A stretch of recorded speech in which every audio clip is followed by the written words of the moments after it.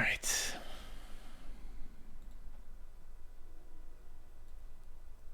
Okay.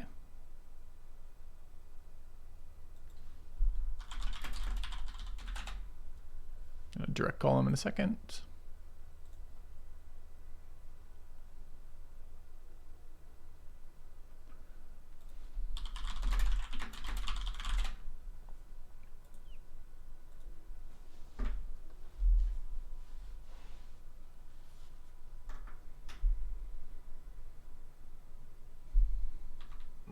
Hey. Hello? Can you hear me? Sure can. All right. Let me just make sure my audio is not messed up. Discord is a little bit finicky. Yeah, give me 2 seconds to make sure all the audio levels are good. You guys hear me okay, If you chat? want to keep playing Loop Hero, feel free.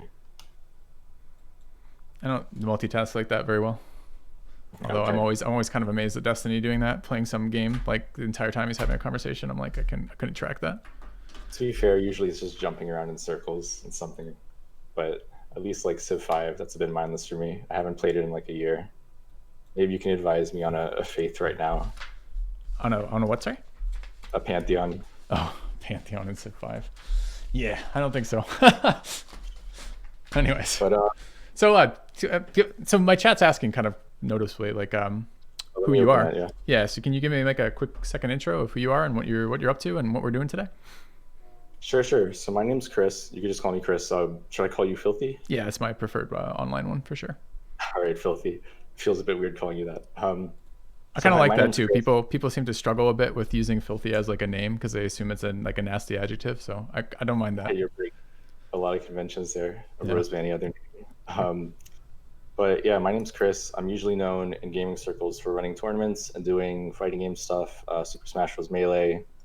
I don't know if you have any experience in fighting games, but I did find you through your old Civ 5 content long ago, and I've caught your stream once in a while since then. Then I caught your latest stream with Destiny, which spurred a lot of thoughts in my own head. So that's why I reached out to you to talk a bit more. Um, Maybe just for myself and anyone in your own chat who doesn't know, what was your background in education, and then how did you go from that to research, and from research to streaming? Yeah, I was gonna ask just before we do me, which I'm happy to do in just a second. But Okay. what's your educational background? From the write up you wrote me, it sounded like you had some graduate education. Is that right or no? Yes. So my undergraduate was in physics and math from Rutgers University.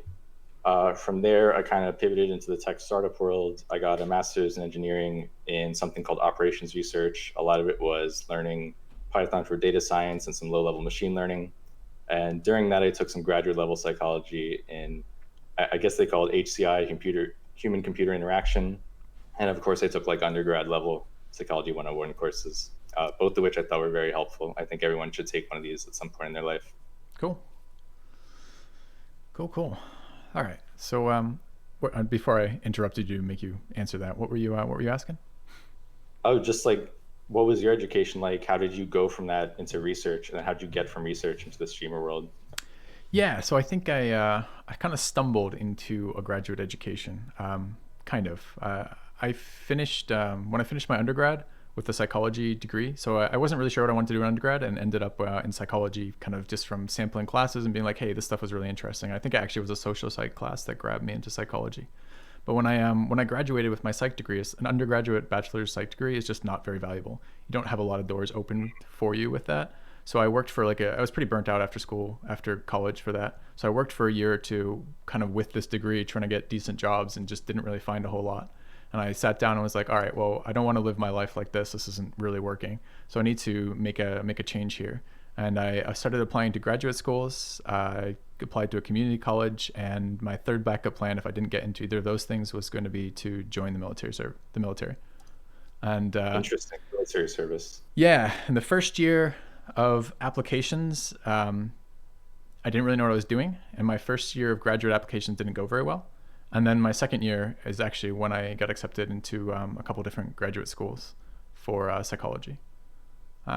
So that's how I ended up doing graduate school. So basically, the first year I fucked it up. I didn't apply to enough places, essentially. And then, so I didn't get accepted into I think I applied to 3 the very first time. I was kind of doing this on my own. And the second time I did like the second year I did this massive search where I looked up every social psychologist professor in the US who was teaching. And looked through what they were researching and then reached out to every single one of the ones I was interested in working with their research to. So I applied. I don't know how many actual places. I sent emails to probably maybe 100 professors or something, maybe a little less. And then I think I ended up applying to maybe like 15 universities or something for that. Wow. Yeah. Well, That actually sounds very similar to my path too, and how I like took a gap, researched a bunch of different graduate programs, and eventually found one. yeah, because it's both a combination of you don't really know going into it. You know, like you might know like how school has a reputation, but on the graduate level, it's very different, right? Because you're really working with a much smaller entity than a school. You're working with essentially a professor or a department generally, and generally the people you're working with have research interests. And as a graduate student stepping into it, you're going to be working a lot with your advisors research interests. So it was kind of cool to start reaching out to professors as individuals and start talking about what they were doing and what they're looking to do in the future, and seeing kind of the disconnect between like their write-ups on the websites, but what they actually talk to you about. It was an interesting experience getting there. So And were you always looking into relationship-based psychology programs? Is that like your focus? so I ended up going to Northern Illinois University, which is in Southern Illinois. It's in Northern Illinois, excuse me. And I entered that university working with one professor, and then changed kind of who my mentor was in that university after being there for a while. And I got sucked into what really did it for me is I took an evolutionary psychology class, and that just broke me for everything else. I'm like, you Yeah, know, that's actually a great one to talk about later. yeah, and it's so damn interesting, right? So like the stuff I applied to work with, I was working with spontaneous trait inference is the research stuff, which is it's a pretty well mapped out field of psychology, and we were kind of sorting out minutia is kind of how I felt like I was doing there, and it was a lot of work and not super mentally engaging for me.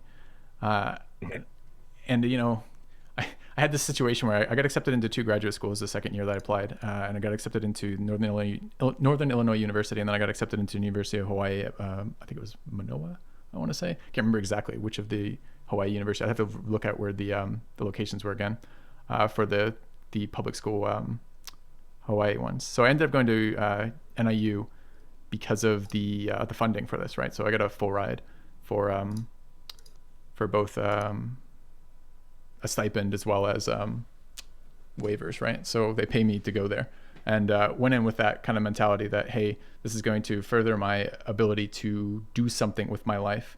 It's hopefully going to be interesting. I was interested in psychology, and the stuff I applied for was reasonably interesting. But when I actually got to graduate school and started doing the work, I couldn't get away from the evolutionary psychology stuff. It was just too interesting comparatively. So Interesting.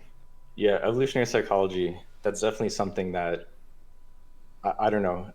It's something where I think once you understand more about how not just you work, but all life works on the planet to a minor degree, it really changes your thinking. And maybe I also want to ask you a bit about the military. Like, what about that appealed to you in getting your life on track? Do you think that's something where order and structure would be imposed on you and that would help you in that regard?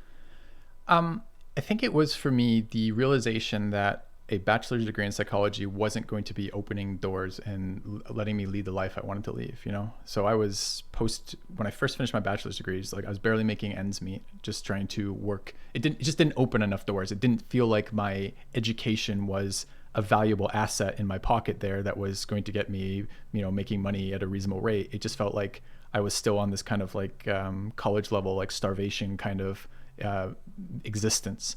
So Hmm. for me, it was a practical thing. It was after that first year where I didn't, you know, how do I put this? I'm the oldest in my family. My mother did she has a master's degree, but she did it as an adult working. So she did it kind of night school. So I didn't really have anyone that I had really known. And the undergraduate the undergraduate university I was at didn't have graduate students there. So I didn't have a lot of experience with the process of getting into graduate school. And I didn't have a lot of mentorship for that. So that first year of just applying to those three schools really kind of put it in place that, hey, you didn't do that well. I didn't approach that in a good way. So that second year when I'm sitting there, you know, I worked a whole year in between that first failure of those applications before I then did that next round of application process. And the thought in my head was, look, I don't want to do another year. If I don't get in this year, I'm going to have some backup plans. I want to have something tangible in my life that's going to move forward. And community college was one of them. I thought, well, if this higher education doesn't work out in that sense, then I can get a tech degree of some sort and then jump into the workforce fairly immediately after that.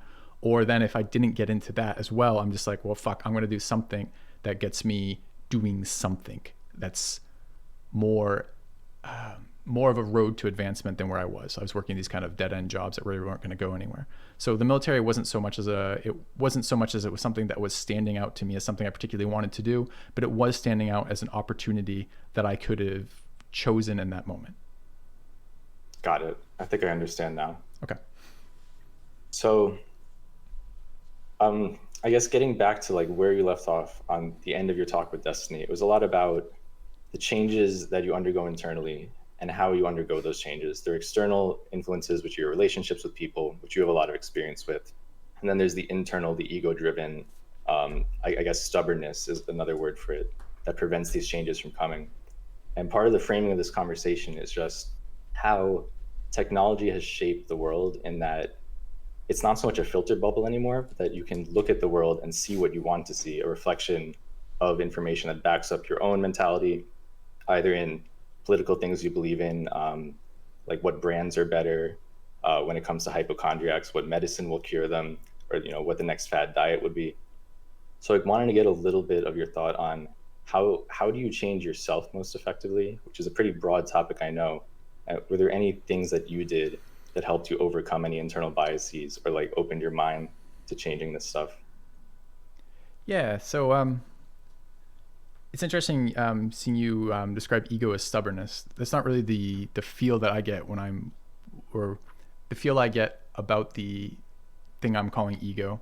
For me, ego is often the inability to kind of separate from the moment to moment emotions you're feeling when something happens, and not being able to take perspective is more of that than stubbornness for me. So ego might be, hey, my girlfriend said, or my wife said something shitty to me in this argument. And rather than kind of take a step back and be like, hey, this is her talking in the heat of the moment, I fired back a witty retort in the moment and just escalated the whole fucking thing.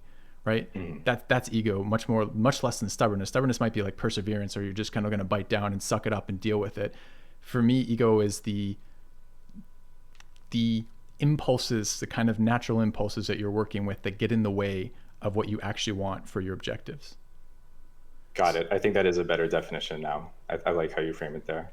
Okay. So when I think about things, when I think about changing things that I want to change about me or improving my life, I like that on a top-down level, right?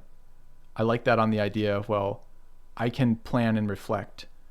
Look at what it's very actually similar to getting to choosing to go to graduate school, right? Which was, I look at something in my life that I want changed. In that case, I wanted, my position in the workforce change, right? I wasn't happy with this as a career. It wasn't going anywhere.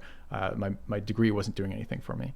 So that kind of the higher level then construct goes, well, I want to make a change here to something that's more engaging, something that was going to be more interesting for me, more engaging for me, and pay more. And then planning from there. So when I think about that, for example, relationships or just in general, for me, it's almost always a top-down approach. So once I identify what I want, I can then start moving the pieces to make that happen. And I don't think a lot of times that people reflect on this. I think the conversation with Destiny, one of the moments, not to go on too much about this, but one of the moments that really, for me in graduate school, was so eye-opening was seeing relationships be different. To see, by working with these kink communities, seeing all these other types of relationships that I didn't know could exist. And why does that matter? That matters because when you're stepping up at that kind of high level, looking down of like how the top-down approach in this, knowing what your options are is a big portion of that, right? If you don't know you can do option Z, you can't plan to make option Z a reality. So for me, graduate school was really good about showing me all these things I could change if I had the interest to do so. Okay, that definitely leads to the next topic then, which is how external influences can help shape your reality and make you realize you have these options. I think a big thing people deal with, especially in the pandemic and especially dealing with modern technology, is this idea of depression or just inability to change the world around them, or just feeling insignificant. And a lot of times they're family members who, let's say, have someone they know who's stuck in QAnon conspiracy, who's like lost and trying to find meaning in these things, we want to reach out to them. But it's very hard to get through that ego, whatever you describe that as, or if there's any other aspects to it we could talk about.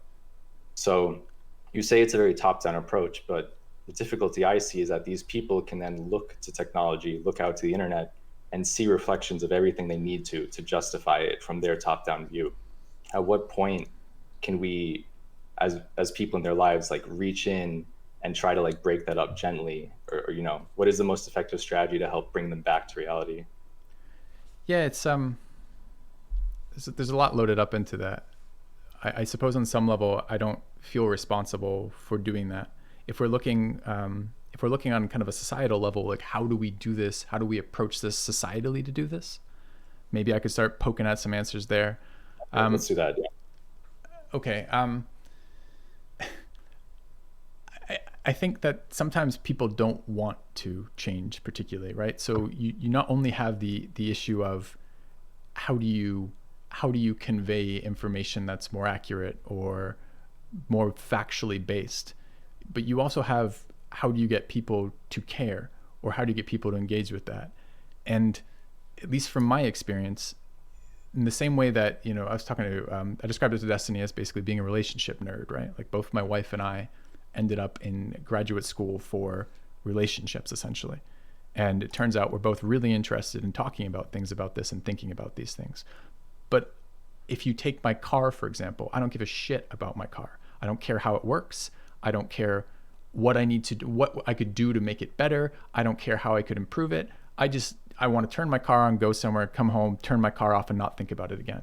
So on some level, I think one of the challenges you face is you gotta, and it's gonna be of course domain specific for this, but you're gonna deal with the fact that people aren't always interested. So sometimes when we talk, when I see these kind of factual disputes, right, which is such a weird one, right? If the people aren't interested in engaging factually, or aren't interested in engaging, we could say honestly too, maybe is another one, right? Like if this is essentially a front for an ideology, or it's a front for virtue signaling, or it's a front for, you know, just beating on someone on the internet, for example, you might not be able to reach them like that because they don't have the motivation to do it. So I guess maybe some domains here. So like, who are you thinking when you talk about this? Like, what is your target? Is this a friend who, you know, like you have some vested interest in their life and they've wandered off some path? Is this a loved one? Like, how are you? I think there's a lot of people. I don't want to be too specific, but there are people who have either fallen into the idea that they are helpless, they are hopelessly depressed, they have no hope in the world. And then there's the other extreme of people who have felt depressed and have been motivated by these ideologies, which is good because it gives them life, but it, you know, skews it in a wrong direction. It's really hard to pinpoint it there. So maybe we can pick a specific topic. I think ultimately it's how does technology influence this sort of personal change? And are there any strategies you found to help yourself like fight back against this? So I have some luck in that I'm a fairly private person, and my dad is, or was before he retired, did a lot of internet security kind of stuff. So I've been a little reluctant to engage heavily with platforms like Facebook or something like that, right? So I get a little shielded from the fact that my paranoia, perhaps, of having all of my data accessible to everybody all the time has left me a little out of those fields. Like I don't engage heavily with Twitter. I see Twitter as a brand thing for my channel mainly. I've never been involved with Facebook. I think I was on it very briefly and then kind of was like, this isn't helping me. This is like get drunk and look at ex-girlfriends kind of things, or you know, like I'm not seeing a lot of probative stuff that's useful to me, right? When I reevaluate on that. My wife's not on social media particularly either. So part of it is maybe if you're stuck in these you know, the buzzword is echo chambers, right? But if you're stuck in these kind of like these reinforcement groups and these reinforcement patterns, one way to stop that being so influential on you is to step out of them. So I'm not saying that everyone needs to like get off Facebook, for example, or get off Twitter, but if you're really looking to and again, if you have the motivation to do this, if you're looking to evaluate your life, how much is that adding? What do you get out of it? And it might be that it's very useful for you in some domains, and you can restrict it to those domains. But some of it is getting your head out of that kind of ecosphere. The depression element is interesting. So I want to be clear. Like my background is a research psychologist in social psychology, looking at relationships. I have no clinical training, and I have no interest in being a clinical psychologist of any sort. So I don't want to sit there and listen to other people's problems as a profession and then try to help them. I think it's very valuable for the people doing this, but that's never been something that I personally wanted to do. Speaking personally about times in my life when I'm down, unmotivated, or depressed, those things for me have always been benefited by, again, having a goal. So when I can see progress towards something, that's always super helpful for me. So if I'm in this, like, again, like that scenario right after undergrad is a very good example in my life, again, because it was all these things are related and tied up in one. I was unhappy with what the outcome of my undergraduate degree was, frustrated with the lack of doors it was opening, and spent some time living that life, realizing I didn't want to be in that life as it was anymore. So for me, that was, okay, well, what can I do about it? I'm a competent, educated, intelligent human being who has one life that I'm in charge of. So on some level, there's a bit of motivation from that. Some of it is, of course, reaching out to your kind of support networks, working with your friends or your family to kind of get some sense of what that is. Some of it's just like, well, what steps can I do? What are the types of steps that are available to me as a person with that background and that experience? So that was kind of useful to me. And then, I don't know, there's a lot of little small things that really help my quality of life. Things like being physically active, things like having a fairly reasonable sleep schedule, things like having a loved one who I care about. These things are all helpful for me for maintaining kind of day-to-day upbeat motivation. I don't know if that's kind of what you're asking about. No, I would agree on all those. I would say introducing those to my own life helped a lot. It's definitely hard to get to that motivation point sometimes, depending on your situation. But physical change also benefits your mental change. That's the thing people forget. Yeah, and I think one of the things that I'm repeatedly excited about when I learn about psychology is the influences that you're not aware of and how powerful they are on you. So having some understanding of that about yourself is really, really useful. Like I do this with my wife all the time now. Like I am more likely to be like, if she's like, hey, you want to go out for drinks with some of my work friends tomorrow or something, I'm very likely on a short-term notice, just if she just asked me that question, be like, nah, not really interested, kind of deal, right? So I know with her, when we have this thing now where she's like, she loves to present these ideas and carry through with them, right? So she's real good about being like, hey, let's go on vacation. And if I say yes, we're going to have vacation booked for tomorrow, kind of deal, Like she's like one of these people. So for me, when I interact with her, it's really important for me to know where my headspace is. So if I've had a long day and I'm tired and kind of down after it, now is not a good time for me to be talking about future plans of vacations, because I'm just going to shoot them all down, kind of deal. And that is in previous, and maybe it doesn't seem like perhaps I haven't chosen a good example for this. It may not seem particularly impactful for that, but the difference goes, these are things that I often will enjoy and have a good time with once I've committed to them and not kind of felt like I'm forced into it, kind of deal. But if I just react with my normal kind of ego, if I react in that moment without a second's reflection or stepping back or being like, hey, come back at a different time to talk about this, I end up sabotaging these opportunities for myself because of how powerful that impact of kind of that moment to moment is on me. So if I don't know I'm tired and I react to people, I'm going to struggle with that. If I don't know I'm upset and I'm going to interact with people, then I'm going to struggle with those outcomes, right? These are things I can do better and get to do better because I know more about myself. So that felt like that kind of same thing to me a little bit, right? Which is for what we're talking about. The more you know about yourself, the better, and the more you understand even the things that are impacting you that aren't on the conscious level, like for example, how much exercise helps my general mental well-being. Like having this piece of knowledge about myself lets me do what I want more regularly with less problems because of that. And that to me is always really interesting to experience these things that give you that insight. Yeah, I definitely agree with your idea of forcing yourself into a mindset. Like even the act of just scheduling something in advance that I wouldn't want to do in the moment helps me eventually learn to appreciate it. So that's one hack I've sort of incorporated into my own life. I guess that also brings up the idea of having willpower in the moment, though, because you have to overcome your ego. So on one level, we know that, I don't know if you believe in the idea that willpower is like a resource, you have a finite amount per day. Do you think sleeping on it is like the solution in most cases, or just getting out of that mindset for a while? Yeah, so willpower is a double-edged idea for me. When I was in graduate school, the major theory that was put forth was kind of the willpower as a muscle kind of deal, right? And I've heard that's gotten pretty heavily torpedoed in the last period Okay. of Yeah, I time. didn't want to say. All right. So I don't know what the literature says for that exactly these days. But either way, willpower has never been a very good motivator for me. And my solution to this has always been to build systems as opposed to, for example, let's say that I'm just trying to keep some regular amount of physical workout. Maybe like I'm trying to bike a couple times a week, like go on a fairly long bike ride, like 3 times a week or something, right? I can do it one of two ways. I can be like, hey, that's my goal. And then Tuesday comes around, I go, how do I feel about bike riding today?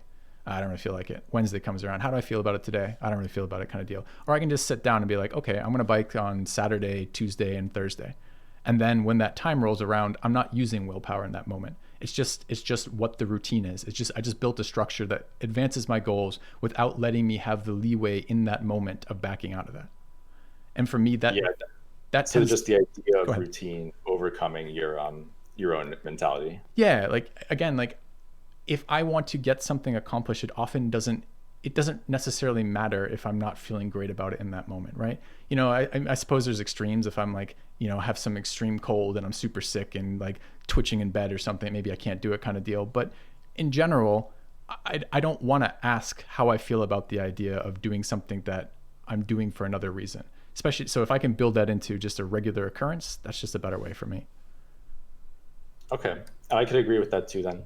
Um, so are there any routines that have helped you? Like, do you have a daily routine of getting up, exercising, eating certain things?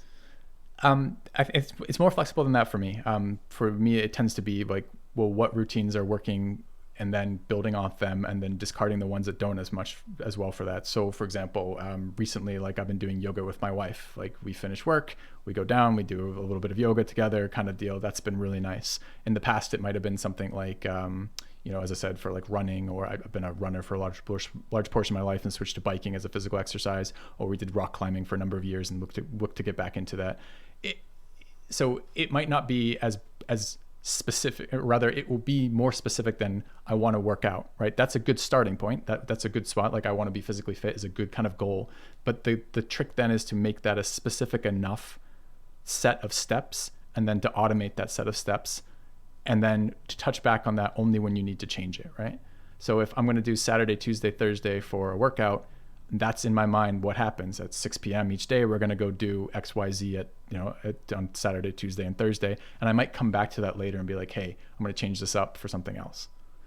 So Got it.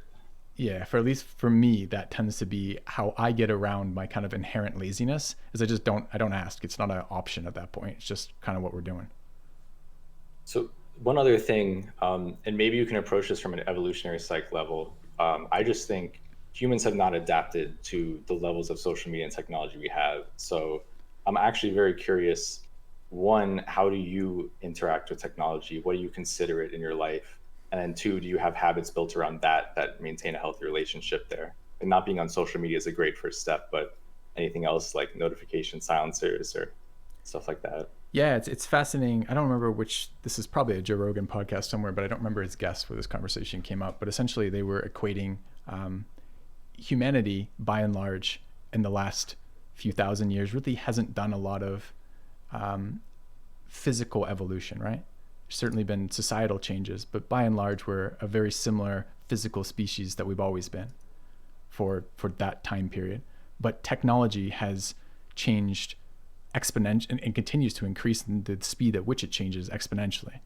And I think there was a documentary recently looking at the impact of social media, and they were talking about if you have a system that's getting smarter and smarter, that's designed to essentially steal your attention, and you match this versus essentially a stationary, like non-changing system like the human brain, by and large, you're at a really big disadvantage for that. So Yeah, we're optimizing for the Skinner box, the dopamine. Like it's yeah, a very scary reality. and as far as I'm concerned, the cards are really stacked against me on that. So I certainly, I guess this ties in for willpower for me. I don't want it to be a willpower decision every single time on that, because my chances of succeeding at that are going to get worse as the technology gets better. are going to exhaust me over time as I repeatedly decline something that I apparently want to do, and I'm going to lose for that. So I don't want to set myself up in a situation where I'm going to fail. It just doesn't seem like a setup for that. So I guess from my perspective, when you ask what are my routines around that, I don't dislike technology. I mean, I live a large portion of my life online. I love games. My wife watches a lot of television, etc. Like, these things are fine if you're okay with them in kind of the larger scheme of your life. So I think, you kind of get the psychology of this of, well, when are things a problem? When is pornography a problem? When is internet a problem? And it's essentially when it negatively impacts your life. So where's that boundary on that? It's going to be different for different people. Some people seem to be just fine on social media. It's just not really been something for me. So I guess temptation wise, I'm not sure I feel it so much as a temptation. Like what behaviors are you asking about avoiding? Like avoiding like checking Twitter repeatedly, avoiding checking content repeatedly? Like, is there something less broad than technology in general? For me personally, I definitely found that getting rid of Twitter, or at least the apps on my phone, and just using my phone less in general was the best thing I could do. I purposely used an old phone for several years because of that, and now I feel more comfortable and I have a more modern phone, so I'm able to engage with that more healthily. But Yeah. in terms of other tech, oh, go ahead. No, I was just gonna say that I think that I also have an old phone, and I also have been told in the past by some people that I've been in situations where people are like, oh, it's really nice you're not always on your phone, and my mentality with the phone is very similar to what you've just described, which is it's a functional thing that I want for some smaller portion of my life. Maybe that helps the break of I do all my work online at my computer, and I don't really think of my phone as like a gaming platform. I don't really think of my phone as a social media platform. I mostly think of a phone for like texting or calling people. So maybe that does help to some degree, that you're not carrying, as you said, you're not carrying around that distraction in your pocket all the time that you could play with. Yeah, and I think also I saw it as if I had a more fancy phone with more bells and whistles, more games, I would eventually become addicted. Even if I think I'm comfortable with it now, like you said, we are now optimizing for a future where it's being sold to you in this way, and you're going to have to interact with it more and more each day. So maybe it's a bad trade-off because I'm still sitting in front of a computer much of my life, but that was one small area where I eventually like got over that phase and was able to upgrade a phone and felt comfortable with apps again. Yeah. It's a weird way of putting it. Yeah, no, I think I agree, and I think I can apply that a little bit to what we're talking about before again, which is that knowing yourself is really important for getting the desired outcomes that you want.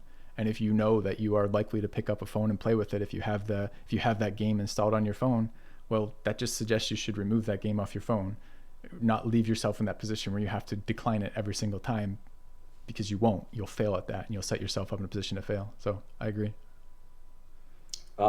Another thing that I was going to ask you about was unrelated to social media, but more about your workflow, because I think another area where humans are not fully or evolving quick enough is how we work with technology on a day-to-day basis. Because whether you like it or not, you're going to have to email people, you're going to have to use Discord, Slack, something to work with others. I work in a fully remote company. We're all this sort of fractional employment model. We work all around the world. So a lot of what we do when it comes to UX and company policies around making communication easier between people. So, given this world where I have to embrace the idea of being plugged in 24/7, and I know that's lifestyle going forward, what are some things that I guess like non-social media technical habits that you put in place to like manage that relationship? I could get more specific maybe if email is not something you relate to. I'm thinking about this. So I guess I hit this at a couple of levels. So one of them to me is boundary management, and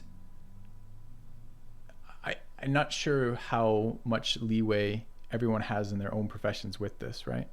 So you may, for example, one of my viewers, long story short, who one of my long-term viewers of this is a lawyer in Singapore, and his work has him working overseas, and it's an expectation of his job that he be available during time zones that are not the time zone that he's in. And that would be brutal for me, because part of how I manage this stuff is I essentially delegate periods of time where I will be dealing with admin, right? For me, for the admin stuff for the channel. And that's generally my days off. It's generally Monday or Tuesday. I generally take a fairly small snapshot of that and try to engage with it during that snapshot and enforce that the rest of the time. That I can... The two things that come to mind is I had a professor who told me once that work is infinite and time is not. And I think that's a good approach to things in general. And then B, it feels like a value thing for me, which is if I am constantly at the beck and call of the people I'm working for and they're not compensating me for that, and I can't have a life because of that, that seems to me to be extremely problematic. So email for me was a drag for a long period of time. So it basically started as, okay, you have this channel, you have this streaming channel, this YouTube channel that's growing and has more and more stuff being thrown at it, both for like cold calls, but also for things to do, stuff I could do with that. Some of that was outsourcing. So for me, I have a community manager who I have do some of that. Some of that was restricting the time that I felt responsible for it, basically saying, hey, I will check this every so many days for a certain number of hours, hitting that and then walking away from it. And some of that was trying to clarify in my own mind what those relationships were. What do I owe this person? And what am I interacting with them for? So particularly for a lot of cold call emails to my email account, those are pretty low priority things for me overall. I don't want those intruding when I don't have that time in mind for that. I don't want my phone beeping at me. I don't want my phone notifying me that I need to come back. I don't want a bunch of pop-ups on my desktop when I come back. I want all of this out of there. The stuff that's attacking my attention needs to not have the leverage to get that, except on the terms that I'm willing to give it. From my perspective, and I don't know how well that works for people whose jobs don't allow that. Perhaps you could speak to that a bit more. It sounds like you're at a networking from home kind of job. Yeah, I think I'm in a fortunate position where a company is pretty forward thinking when it comes to your work-life balance, but this is a thing where now every company is getting forced online because of the pandemic, and it is a lot of culture change, and people are not fully understanding that you don't need to be fully present when you're online. So I'm sure that applies to some people's life. Another thing was you mentioned the idea of like picking up projects, putting them down, and I wondered how this played into the idea of your own personal motivation. So are you somebody where you pick one project and you have to focus that time on it? Or do you like this idea of juggling small things and incrementally improving on them? Is that a way to sort of balance your attention better? Let's think about that. So the approach differs. From a productivity standpoint, hopping tasks, That's where I was going with this. Yeah, the technological issues with jumping tasks. Yeah, I think it's more than just technological too. I think it's fairly hardwired, right? It's just that people aren't super good at rapidly picking up tasks, switching tasks, and especially multiple tasks at the same time. There's I can't remember where the source was now, and I feel bad about this because you're asking me questions where there's actually literature that suggests this. My recollection of the literature is essentially people are really bad at multitasking, and even people who think they're quite good at multitasking, once they're actually multitasking, they lose a fairly high amount of the information they're doing. So rather than being extra efficient, they're essentially being less efficient. That's certainly how it works for me personally. My anecdotal kind of feelings with that are, if I'm working on something, I don't want to be working on 5 things at once. I want to be working at one thing at once if I can. So yeah, so at least for me, that works that way for me. So is that something that you figured out over time, or did you always work that way? Because I definitely remember periods of my life where I thought I was more efficient having 100 tabs open and, really buying into the idea of technology managing your life in a certain way. I think that's a narrative people see a lot in the tech world, that the idea that technology can solve our problems like this. So is that something where an experience changed your idea on it, or were you always just adverse to, switching too much using technology in that manner? I mean, it's definitely experience based. There's no way that I nailed anything first time ever. This stuff is so counterintuitive to how at least I think about life. No, it's from looking at it and reworking that system in my life at some point. At some point, I got it was before I hired my community manager for my channel. I was getting very frustrated with the amount of admin that I was doing for my channel and how much I was hating it. So it came at essentially addressing that kind of broke down that way, that look, I'm trying to do 20 things at once here. I don't need to be doing this. I should be delegating here is really what I should be doing in this scenario, because saps my creative and mental energies from the things that I enjoy, the things that I think are important to my stream, and it's business related to that, which is important as well, but it's not the passion for me, and it can be outsourced to somebody else. So Interesting. yeah. So is your, I guess, is one of your stances on this that if the 100 tab approach works for someone, that means it's good? Because I sort of agree with the literature that this is necessarily a worse way of working. You get worse quality, worse attention, and seems to lead you toward this lower attention span lifestyle that is, detrimental in the long term for your health. So is this something we have to worry about, I guess?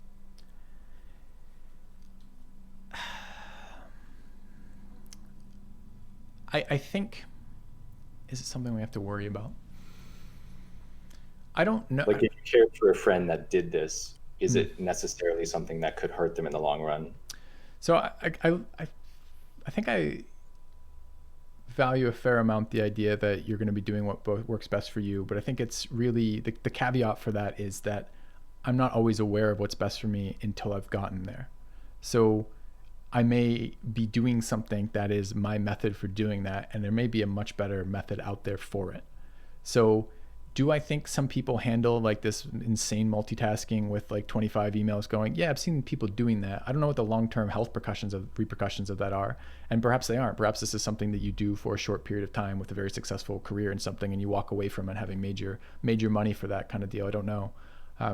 It has never been very sustainable in my life when I get to those situations. I find it stressful. I find that my work suffers in terms of especially creative energy. I find that I get very frustrated with it. It's never worked well for me. There are plenty of people out there doing things like that, but I suspect that what you want is you want an organization scheme that works for you. And as soon as you start calling it as cluttered as you keep using the 100 tab example, I can't imagine a 100 tab organization scheme that's really working for someone. That sounds like someone who is overwhelmed. So there's probably some point much more complicated than what I've used in my life, but I don't know that super complicated is the way that's really going to work for that. At least my take on Yeah, it. I think that goes back into our previous discussion about self-changing. I don't know what it was or when it was, but there was a time where I just closed my tabs one day, put them all in a folder, and the anxiety from doing that was very high. But something triggered me to do that, and my life was better for it. So I wonder, like, again, I just think it's a matter of humanity adapting either legal policy or just understanding our relationship with technology better. But this is going to mess us up in 50 years if we're not more aware of how these things impact us day to day. This is messing us up now. This is messing us up Of as a course, yeah. society right now. Not only the echo chamber stuff, but you see the mental health issues with this generation, and the longer it seems to be, essentially the longer people have been exposed to this nonstop social media, nonstop kind of internet attention feasts going on, that the worse off they are with health outcomes. So it's definitely going to fuck us up long term not doing something about it. So the ability to interface with our technology in a way that we can handle is super important. And the problem is, at least from my perspective, that the incentives are misaligned, right? So as long as you are employing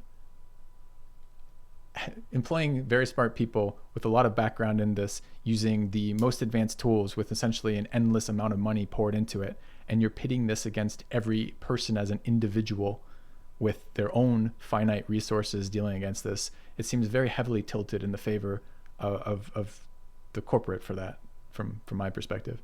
So yeah, you asked the question, what can you do about it? I don't know that there's I don't know that there's a broader, I don't know that there's a giant answer to that, right? I feel like the most useful level to approach it from as an individual becomes, what can I do in my life to make my life better and to mitigate those impact on my life as much as possible, you know? And maybe that, for me, again, this would be how but I think about these things this way, and not everyone does, right? I think about these top down, which is, well, am I okay with my consumption of media? Am I okay with my time spent in these domains? Do I want that up or down? Is it negatively impacting my relationship with my wife, or is it negatively impacting the things I want to do? And checking in from time to time to evaluate that lets me say if I need to be more or less severe on that. And at least from my perspective, that's worked for me, and it hasn't been a major component of my life issues with that. So I might be getting lucky with that more than I am offering a solution. Yeah, maybe. I think we're similar age. I'm going to be 30 next year, but I feel like this is even weirder to approach from the the idea of someone who's been born into technology and doesn't remember the world before it, when it was a little bit more analog. Um, like even the idea of having an echo in your house, and a kid is raised every day saying, Alexa, turn lights on, Alexa, turn, open a door, whatever. And one day Alexa doesn't work. What sort of mental damage could that do to a person who's raised in society to expect this from technology all the time? Um, I think we see it when humans panic in mass groups when there's power outages or other natural disasters too. So I don't know. I feel like, yeah, educating yourself at the personal level, psychologically, especially evolutionary psych, helped me understand how technology influences my life. And then, therefore, what are some policy we should use for it going forward as humans? Yeah, and again, I don't know that it works for everyone because I'm not sure everyone's interested, right? Like again, this is cars for me, I don't care, but this is relationships for me, which I care immensely about. So I think you might not reach everyone with that mentality, that the sale of self improvement might not be an enticing offer to everyone. Of course. And then when it comes to relationships too, I'm sure technology has drastically changed not just like romantic relationships, but even friendships and people with on the internet. Um, do you think there's a reduction in quality of these relationships, or there's, I guess, like one thing we see when it comes to social media is the idea that reputable journalists can now be held on the same level as anonymous, faceless websites and bloggers. Like the standards have all been lowered, but everything is more equal in a way. Do you think relationships have undergone this route too, where now everybody can be your friend, everyone can follow you, but none of those individual friends are actually your friends? You don't feel anything out of that. Yeah, I think you are limited in the depth of a relationship you're going to manage online, by and large. I just think there's too many things going on at the same time in a personal presence compared to a online presence for that. I think it's a decent way to keep in contact with people, a decent way to kind of help a relationship get through long absences from one another, but I don't necessarily think it's a very good long-term solution, right? So it's a good way to build some shared experience from time to time to catch up that way or to do something, right? Like this idea of changing in the same way within a relationship is kind of part of how you get that longevity, right? You need to have those common points of shared either experience or interest and then update those from time to time to time. So I think online persona allows that to some degree. If you're watching your friend's feed, you get some sense of what their life is.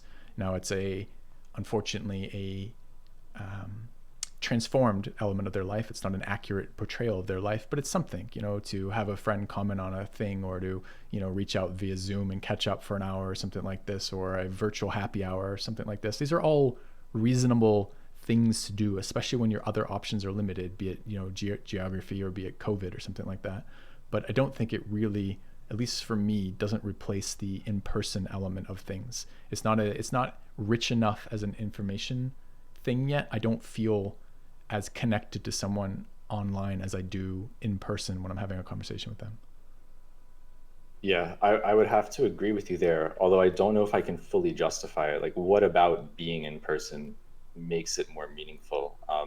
Maybe it is just the physicality of it. But when it comes to, uh, I guess, friendships or just talking to people online, you could be two disembodied voices talking in a void. Is there anything in the visual stimulation that makes that relationship better?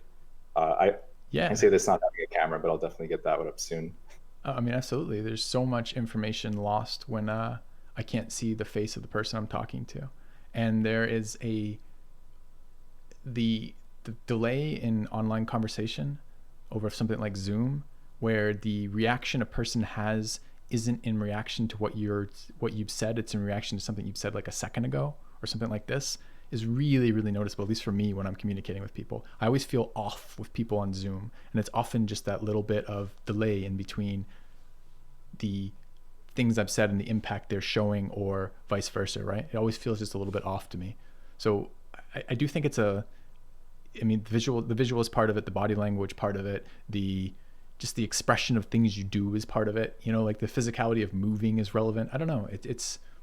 I would say there's a combination of things that aren't there yet. And even something like the weight of a person's, like physical weight of a person's presence. I mean, like, I don't know about for you, and this is getting really anecdotal. I don't know if I have research for this, but like if I'm in a room with someone, like I have a sense of the physicality of that person. Like maybe a good example of this would be like you're in the room with like my brother's 6'5" and is a pretty big guy, right? And he made a comment once that like no one would talk to him in person the same way that people on the online talk to him, because in the moment of being in his presence physically, even if they're not consciously thinking about it or acknowledging it, that's a 6'5", 240-pound guy over there, right? That changes the feeling of that interaction. It's one thing if you're posting, you're shit posting on Twitter, and it would be an entirely different scenario if you're both sitting in a bar and you have a disagreement with someone like that. You're going to be more polite. The conversation's going to go down differently. You're going to be aware of that because there's an impact of that. And it's not like my brother's a violent guy or something like this, but it's just hardwired into you that you're going to feel that presence in some different degree. And not always in that negative sense, right? Maybe that's a preventative thing to some degree with like a disagreement or something like that. But there's also that element of physicality that is there even with someone who you're just friendly with, right? Like a friend or something, you're aware of them as a physical being as well, which I think gets dropped from Zoom or online interactions. And I mean, just based off that, it triggers the thought in my head that most of the root cause of all the toxicity on social media and the polarization is just to the idea that we can simplify everyone to a symbolic head or talking head, and there is no persona behind it. We're able to, in some, I don't know if it's some sort of utilitarian viewing of it, but just see them as an other opposing view and be able to get away with things against them that we wouldn't do in person if they were saying the same things to us. I think it's got to be, we have to acknowledge the audience there, right? I would feel like, and maybe a Zoom call isn't a good example of this, but certainly if we're doing Twitter or Facebook or something like this, it really is. If I'm having a conversation in a bar with someone I disagree with, not only do I have a much more rich information source about them and have to deal with things like their physicality, but I also have no audience. There's no one I'm showing off to, or I'm not dunking on this person in front of someone. I've got a real individual right there who's probably a flawed individual in the same way I'm a flawed individual, probably is not a particularly bad person overall, has some disagreements, and we're going to talk about these things to some degree. And the minute I'm online and it's in front of, it's in front of an audience, or it's in front of my, it changes the feeling of that, and probably changes the goals really of the people engaging with that to some degree. Virtue signaling is a really good example of this. I don't think you're going to find that happen to the degree it does in a kind of one-on-one conversation offline somewhere, as it does when everyone in your social circle is following you and reads the words that you're putting out, that you get trapped in the kind of this maintenance of an identity to from my perspective. So yeah, so one of my background in running these events and being a community organizer for fighting games, we have to manage bans from people too. And to be vague with the details on one ban, there was this young person who, for one reason or another, was doing a lot of Nazi imagery and transphobia stuff and a lot of troll accounts messing with people. And he was banned. And in talking to him in person, one-on-one, it was so clear he was very aware of how many anger issues he had. He didn't want to live this life where he was lashing out. And every time he did this, he would try to apologize, try to reintegrate to the community. But of course, once in a while, it leaks back out. And I don't know, in talking to him, it seems like there's no way to reach through to these people once you've ruined your reputation, partially because your online identity that you're maintaining your whole life, that has now become your identity.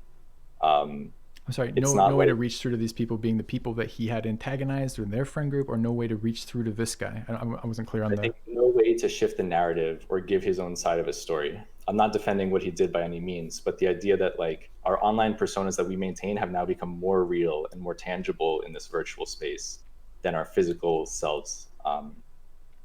So I guess to wrap this back around to what you were saying, having the one-on-one with him opened my eyes that he wasn't a shitty person. He isn't just what I read on Twitter, but I'm also not sure how to get through to him if he's actually willing to change and if he can reintegrate in a community.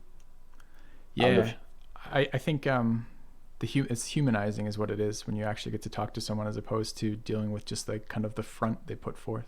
I found this, kind of as a silly example, I found this when I played Civ multiplayer, that it was much easier to maintain animosity or anger at an unknown person, like my opponent in the game, than it was if they were on voice comms with me, to the point that sometimes I would leave voice comms because I wanted the focus that I got from the annoyance or the anger at that other player in that but if they were on comms, it humanized them too much for me to maintain that.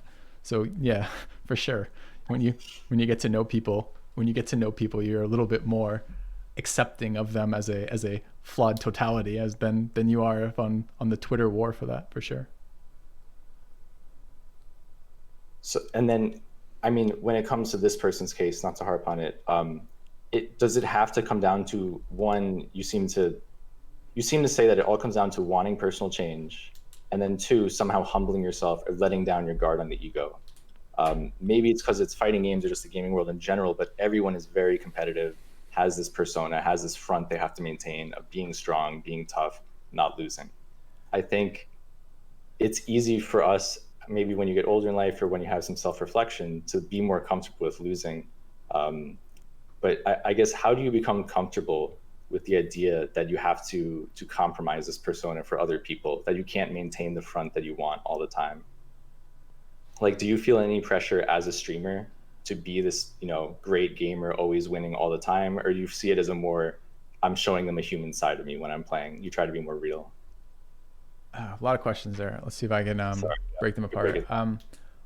On the one hand, I think goals is the first answer. The first answer of what do you do about maintaining this? That there might not be a very useful goal of humanizing yourself in a fighting game tournament, for example. You may actually wish to reinforce that the persona that you're presenting, because it gives you advantage in the tournament itself. It gives you a shield of losses or wins, or a shield from trash talk, etc. Right? Like, so I'm not sure that you always are going to do this. Maintaining personas is useful in all sorts of different ways in your life, right? You act very differently around your boss than you do around your subordinate or your wife compared to your professional area, right? So maintaining personas isn't, I don't think, inherently bad, and I think it has utility for that. So if you're asking in general, like, for example, when you're talking a gaming tournament, I don't think there's a lot of reason to relax that necessarily. If you're talking broader, so when you talk like with my community, for example, so I started as a competitive gamer in a, I don't know if you can call Civ 5 competitive gaming. I mean, it's multiplayer gaming, right? So there's certainly that element of expertise in a teaching channel on a highly competitive multiplayer game kind of deal. So for me, walking away from that, yeah, there's elements of it. You're humbled all the time, but I've now played so much. I mean, I play a variety streamer these days, so I learn games all the time on channel in front of people, and you kind of get used to allowing people to see you screw up, and that's kind of all right, at least from my perspective. Just I putting think, yourself out there makes it more comfortable for you. yeah, and it's funny the way you described ego almost again still doesn't really resonate with me. I can't remember the exact words you were saying with that, but you're almost like I guess ego, maybe that's not the right term, but in the sense of, I am this big tough guy competitor. I am the best. I'm not going to not only lose in the tournament, but lose in an argument, compromise my thoughts, my ideals. yeah, okay. I guess multiple thoughts on that. One, which is that, at least for me, they talk about some stuff in psychology looking at mental health and looking at essentially the importance of the domain really matters to you, or really matters for that. So I think the example is looking at it isn't particularly ego threatening if I don't know how to I don't know, change the engine in my car or something. Like if I have to remove an engine from my car and put it back in or something, right? I don't have a lot of ego tied up in that. But if you're talking about some sort of, like, let's say it was a Civ 5 concept or something, right? When it's like, he really ought to know this kind of deal. I have a lot more ego involved with that because it's a domain that's more core to the things that I care about, that how I think about myself, right? So it's these ideas of so I don't know that it matters in all of these things. I don't have a lot of ego these days wrapped up in being the best at a game. That's just not particularly high in how I see my self-worth and self-confidence, right? So Was there a moment? Oh, sorry, go ahead. no, ask your question. Was there a moment that changed that for you? Because being very competitive seems natural, especially it was for me at one point. But eventually, I either got burnt out or I realized that being the best at everything is not the way to go through life, at least for the life I wanted to live. Was there experience you had that triggered that for you? Yeah, in a lot of different ways. some of it was, well, like, who are the positive, particularly male influences in my life? Who are the people that I really felt like I was gaining a lot of self-knowledge from, and who were enhancing the quality of my life and the thinking about my own life, are often very humble individuals. In other words, they were confident, able to present their ideas, but could field questions. They weren't fragile about it. They were able to be challenged, able to have discussions about these things. We're working to make this not a persona for that. So that for me is very helpful for, especially when I'm learning things, is from where there's no budding of ego there, right?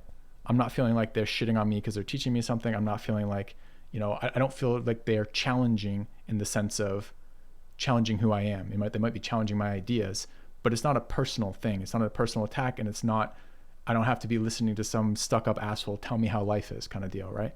So that helps a little bit there for me. If you're asking in general, how did I get there? I don't know that I started anywhere.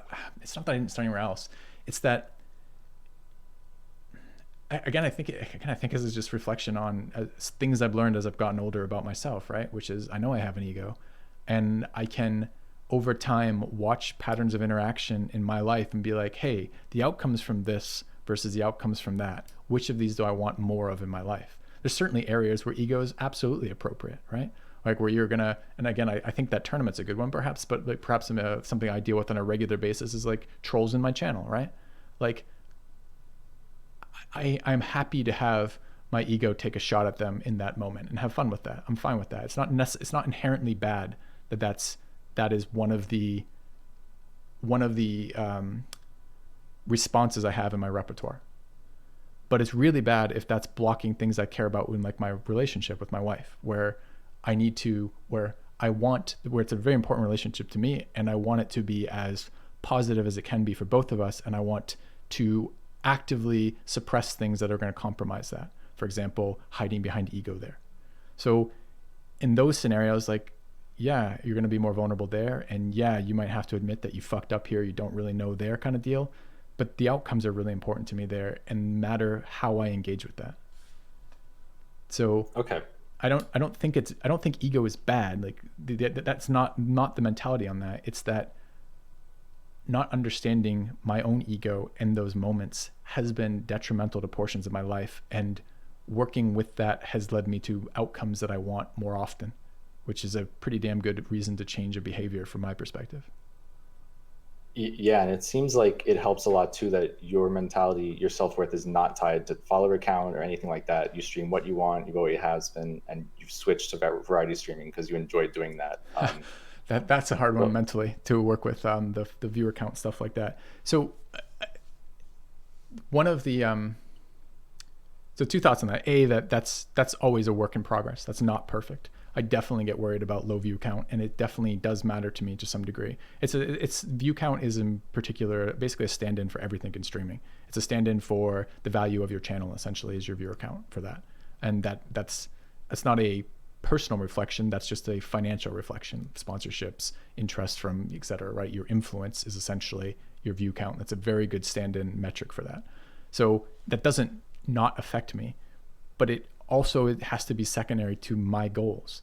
Yeah, would I love to be a better channel? Absolutely, but opportunity cost. Would I love to be a massive channel? Sure, but opportunity cost, right?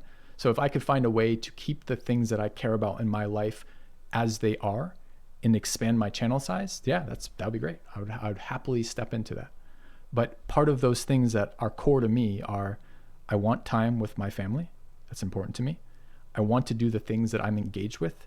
And that's important to me both because it keeps me sane, but it also impacts the quality of the presentation I put forth. And I want the freedom to do what I want on my channel. That's important to me as well. I want to be, I left my academic career to do this full time because potentially it could be a more rewarding life experience for me, potentially. But that isn't true. That's compromised if I'm doing stuff like only chasing the top game of the year that's just come out, or I'm grinding 24 hours on some fucking game that I don't give a shit about because it's the popular thing to do right now, or I'm stuck playing a game that I enjoyed and burnt out on, and I'm playing that for the next 10 years of my life. Those it's the opportunity cost of that, right? Like I could probably grow my channel more aggressively doing something like that, but I don't think it long term would work for me. Is that something that you've come to realize over time again, or was there something that triggered that for you? And I say this seeing, I, I guess I really wonder how questionable it is that Twitch gamifies the experience of becoming a streamer, getting into it, and gamifies these metrics, leading back to the idea of social media before. So is this something where you now have a more healthier relationship with your followers and your size, or I don't know, what are your experiences?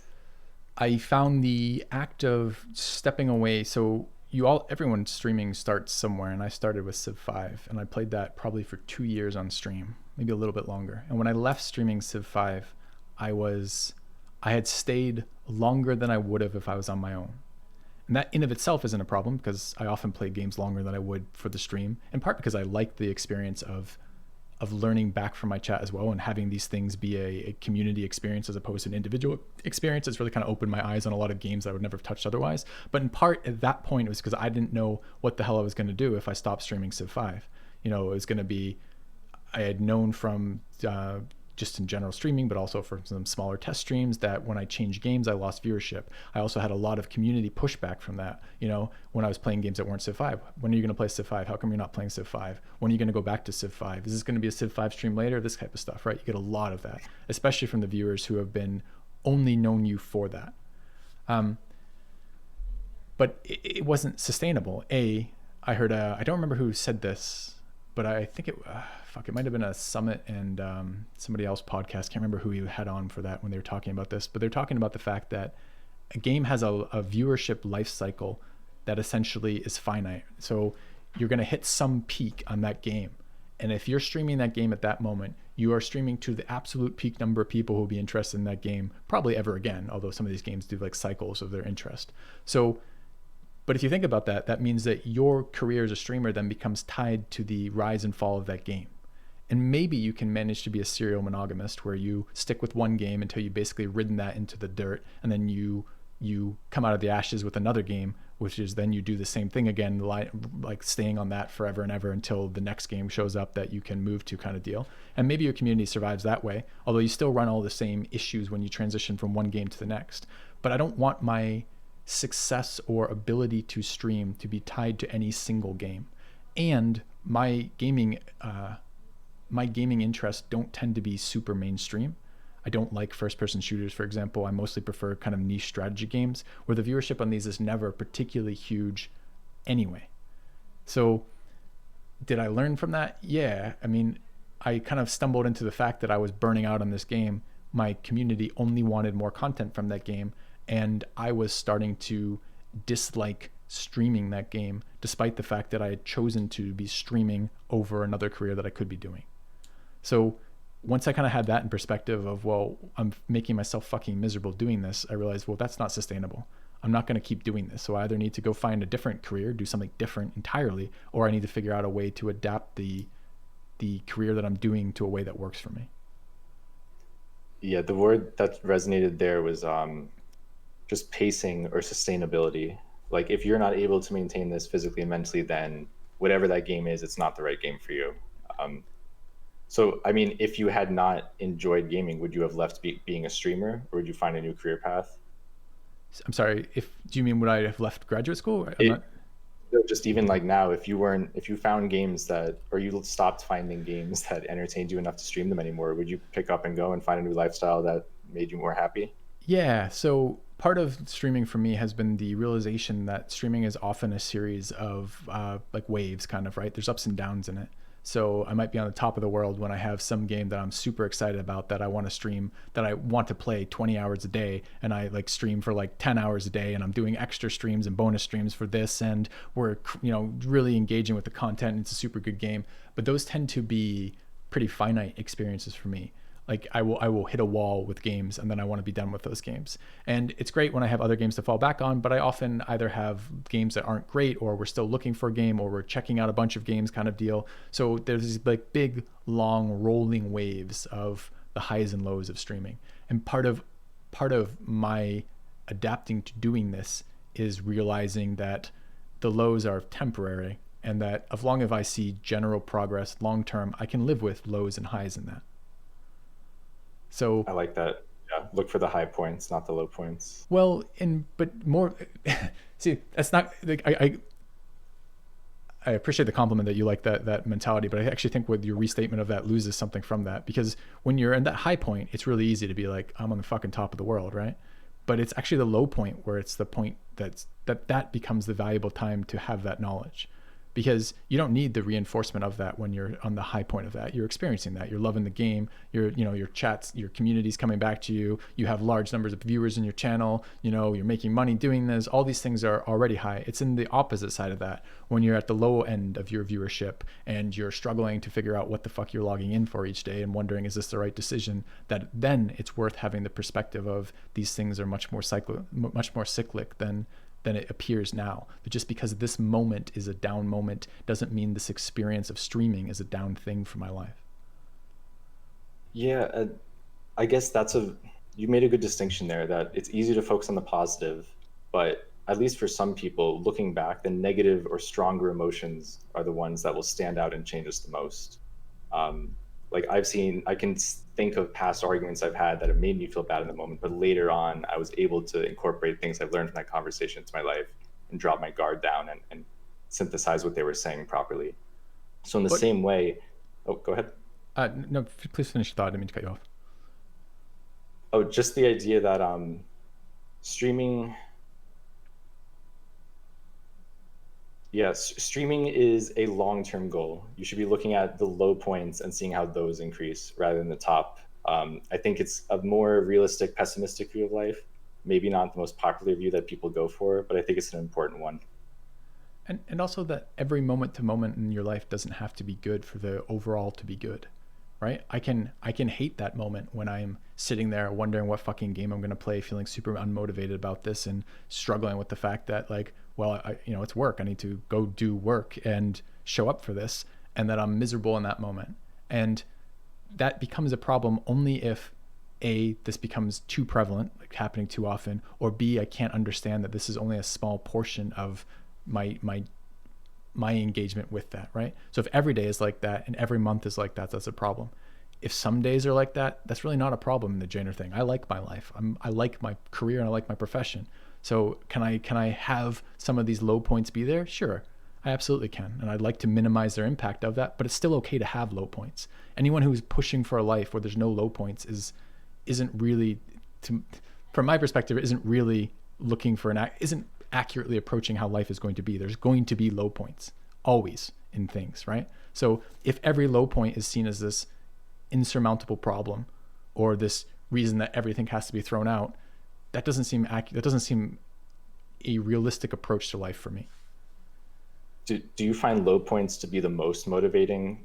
Like you said early on about how it gets you to, I guess, work on projects or start new endeavors. Is it the low points that trigger those changes? Yeah, they talk about people being motivated. There's some study, I can't remember, again, it's been a while since I won't have the research on hand, but it was essentially looking at whether or not people perform to be not failing or perform to be like the top of a set of people kind of deal. And for me, the motivation tends to be the former, which is I tend to be motivated by those things of I don't want to be last here. I don't want to fail here. I don't want to be, less so than I have to be the best streamer. I don't want to fail out of streaming kind of deal is a much more motivating force for me. So what has that been in life? That has been, yeah, those moments are useful. Those moments are often, for me, moments that have signified great change in my life, right?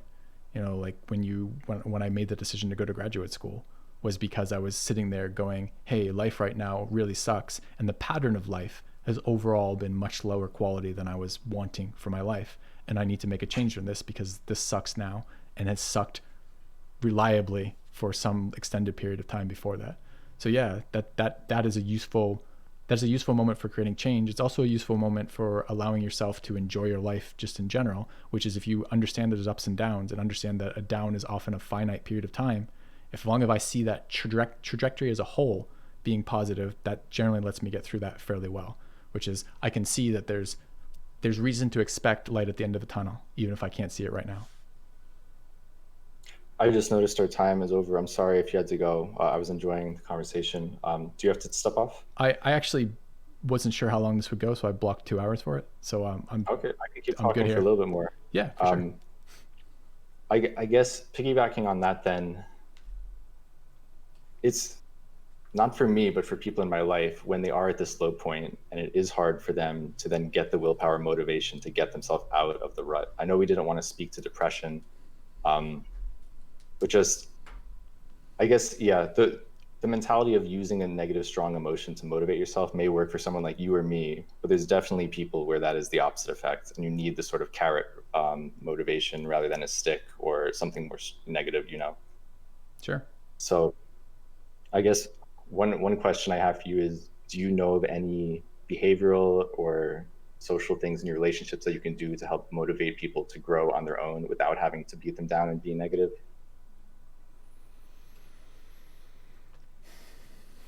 Well, I suppose one of the things that was motivational for me, again, for my graduate school stuff, was seeing people in happy relationships and seeing them do things that were totally different from what I understood a relationship to be. So I guess part of it to me seems to be, well, shit, if I'm feeling down and I look around and someone I know or I'm close to seems to be doing really well in life, it seems like to me there's something that's worth discussing with that person. Now, that isn't always going to work for everyone again. So when we look at this, my first answer to be, what are you going to do about depression, is go talk to a clinical psychologist about this, right? Of course, Talk yeah. to the people who have the training for that. So when I reinterpret your question, I kind of look at this anecdotally, and I hear the question being essentially, well, you've suggested some things that work for you with low points as motivation. If you were looking at other sources of motivation for you when you're dealing with depression or dealing with being down, what would they be? Is that a fair recharacterization of your question? Yeah, or is there anything from your time in research with relationships? What are positive reinforcement loops that help get people out of that state if a negative one, like a, you know, Sure. that won't work? I again would look for role models in your life who seem to be attaining or accomplishing things that you find valuable, and spending some time communicating with them. I think your romantic partner is super useful for that as well. At least in my relationships, like having that as a support network is really good. I think understanding that you don't always have to be perfect is really helpful for that as well. You can have off days, you can have off months, you can have off weeks, whatever it happens to be. You can take a cheat day if you need to, or whatever the hell that happens to be. I guess I'm a little older than the generations. I'm 36, by the way. I think that came up a little bit earlier, and I don't think I got a chance to answer you with that. But I do think there are things you can't like skirk, that sometimes you have to do things that you don't want to do, even though it sucks. But it's also okay to be in a position where you're like, look, I can afford to take this day off work if I need to, and I really need to do this in this moment. I need to take this break. I need to get this distance from this problem, or this distance from the repetitive stressor, or whatever it happens to be. I need to treat myself for a little bit here, or I just need that time to myself. And I've seen that both ways. I've seen people who do this to the point where they never get anything accomplished, but I've also seen people who hold themselves to such a high standard that they aren't able to allow that to be. And for me, that's really important. Like, if I'm feeling shitty about something and struggling with it, it's not always the best idea to keep powering through it. I was kind of raised in a family where it's like, if you're not accomplishing something, the inevitable problem is you're not putting enough effort into it. And I haven't actually found that to ring true in my life. Oftentimes there's places where effort helps, but there's also times where no amount of effort in that moment is going to be useful. And I need to step back, reevaluate, come at it from a different way, or shore up my resources in a different way than just forcing more down that route. So again, support networks seem super big to me. And then finding that thing that you're wanting from it and asking people who have obtained that how to get that has been useful for me as well. And then, of course, it all comes down to, you need to want individual change on your level. Otherwise, all this is a pretty moot point, right? Yeah, absolutely. Well, I mean, you could probably force some of this down people's throat. I'm sure that that's a possibility, but it doesn't seem like a realistic alternative to me. Like, you're never going to find people who aren't interested in, like, there's just aren't people who are engaged by conversation like this, for example. So it's no good trying to lead them with that conversation. You look at like some of the learning literature, right? There's some things that work fairly well in general, but there's also there's individual differences in how people best learn. So I expect it's going to be something similar here, right? There's going to be individual differences to how people engage with this in a way that's useful to them. Yeah, and it makes sense that having role models, just being a good example to the people around you would be one of the most core ways to just be someone in their life, to show that you don't have to be perfect, to show that there, there are other ways of dealing with your problems. Another concern that comes up here for me is, I guess, the idea of people who don't want to go see therapists or are too strong, like you said, to ask for help. Um, is this a case where they're too stubborn and they're not open to help and we can't do anything for them? Or is the only thing we can do just set more examples, have more role models, show them that they can act a different way?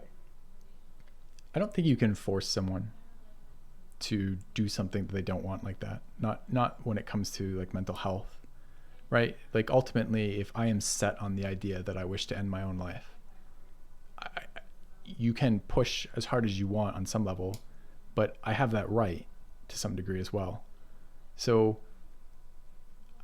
I think it's a fine line there, right? The fine line of you as a outsider to someone's stuff, trying to be supportive or offer things that can be helpful or trying to point them towards resources that were useful to them, combined with then how they take that.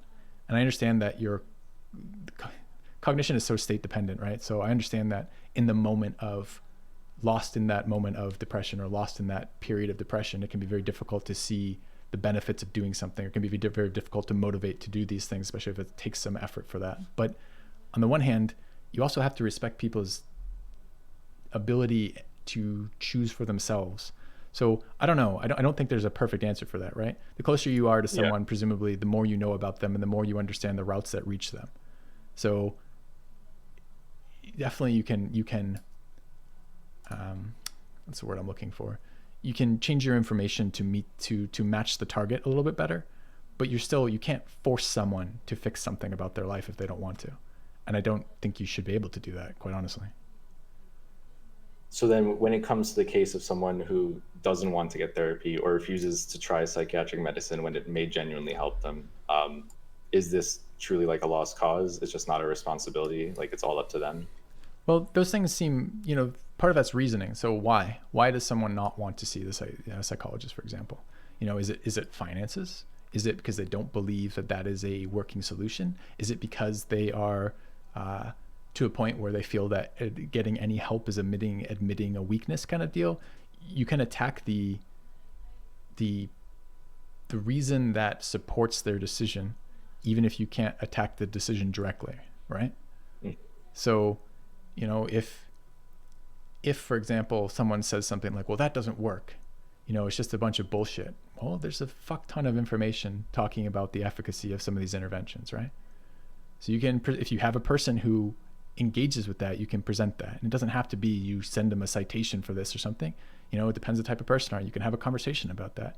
Be like, look, if someone, in the same with the other prerequisites for that, right? If you have someone who says like, this is admitting defeat, you can talk about the normalcy of this, for example, right? Like essentially, especially for depression, you look at it this way. If you have a fucking problem with your car, you go to a mechanic. If you're suffering some bizarre rash, you go to a fucking doctor.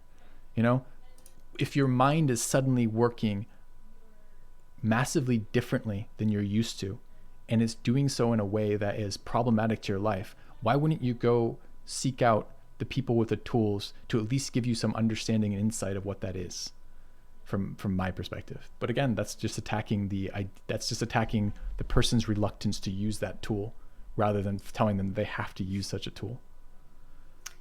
Yeah, and this is basically my motivation and why I respect the idea of having everyone take a psychology class early in their life. I think that helps you understand your internal motivations and self-examine. Usually people just talk about logic and reason, and these are all great, but if you don't like I said before, you can find facts to fit any narrative in your head. It's too easy to find things like, I can't get too specific on some of these cases, but there are ways to find other remedies that people tout as working, but they don't actually work. And due to placebo effect, due to personal choice, it's very hard to get these people to then go to therapy or take proper medication, things that would actually improve their life. So I guess, yeah, it all comes down to how we interact with this information. If we trust sources from outside of our sphere or people closer to us, and then I guess what type of information is best to show them that's not confrontational, doesn't shatter their worldview or anything, but maybe introduces a new concept to them. Yeah. Yep. And again, this has never been something that I wanted to do professionally for this, because I think there is it's a lot. I think it's a lot of mental work, a lot of emotional work to be taking on other people's problems. But the people doing this have a lot of positive change in other people's lives, right? So I have a very close friend who, before he retired, spent his career doing counseling, and he tells a lot of stories about a lot of different people who have had better outcomes in their lives because of this. And that's a pretty good thing to be hearing from professionals in this, that, you know, they can make a difference with the people who approach them and want that change. So yeah, I don't know, not something I personally wish to be doing, but certainly there are resources out there for people dealing with this. Yeah, it's not something I want to do. I think it takes a very special person to take on that emotional burden. Also, not to get your own life mixed up in it, but ultimately, you can only control your own emotions, what you understand about yourself. So that's why I think people should read psychology. You can control your own emotions. I can't control my own emotions. Well, okay, not control your own emotions, but understand where they're coming from at some basal level. Yeah. I guess I feel like I play a strategy game in my own head, and it's often keeping 1 to 2 steps ahead of how I will emotionally respond to something, because the outcomes, I don't think I'm going to train the flare of anger at a situation or the flare of annoyance at a situation. I'm not going to train that out of myself. It's much easier to train myself to recognize the type of situation that often triggers that for me, and understand that this flare is likely to pop up here. How do I wish to approach that? Like, that's the more useful self-knowledge for me long term.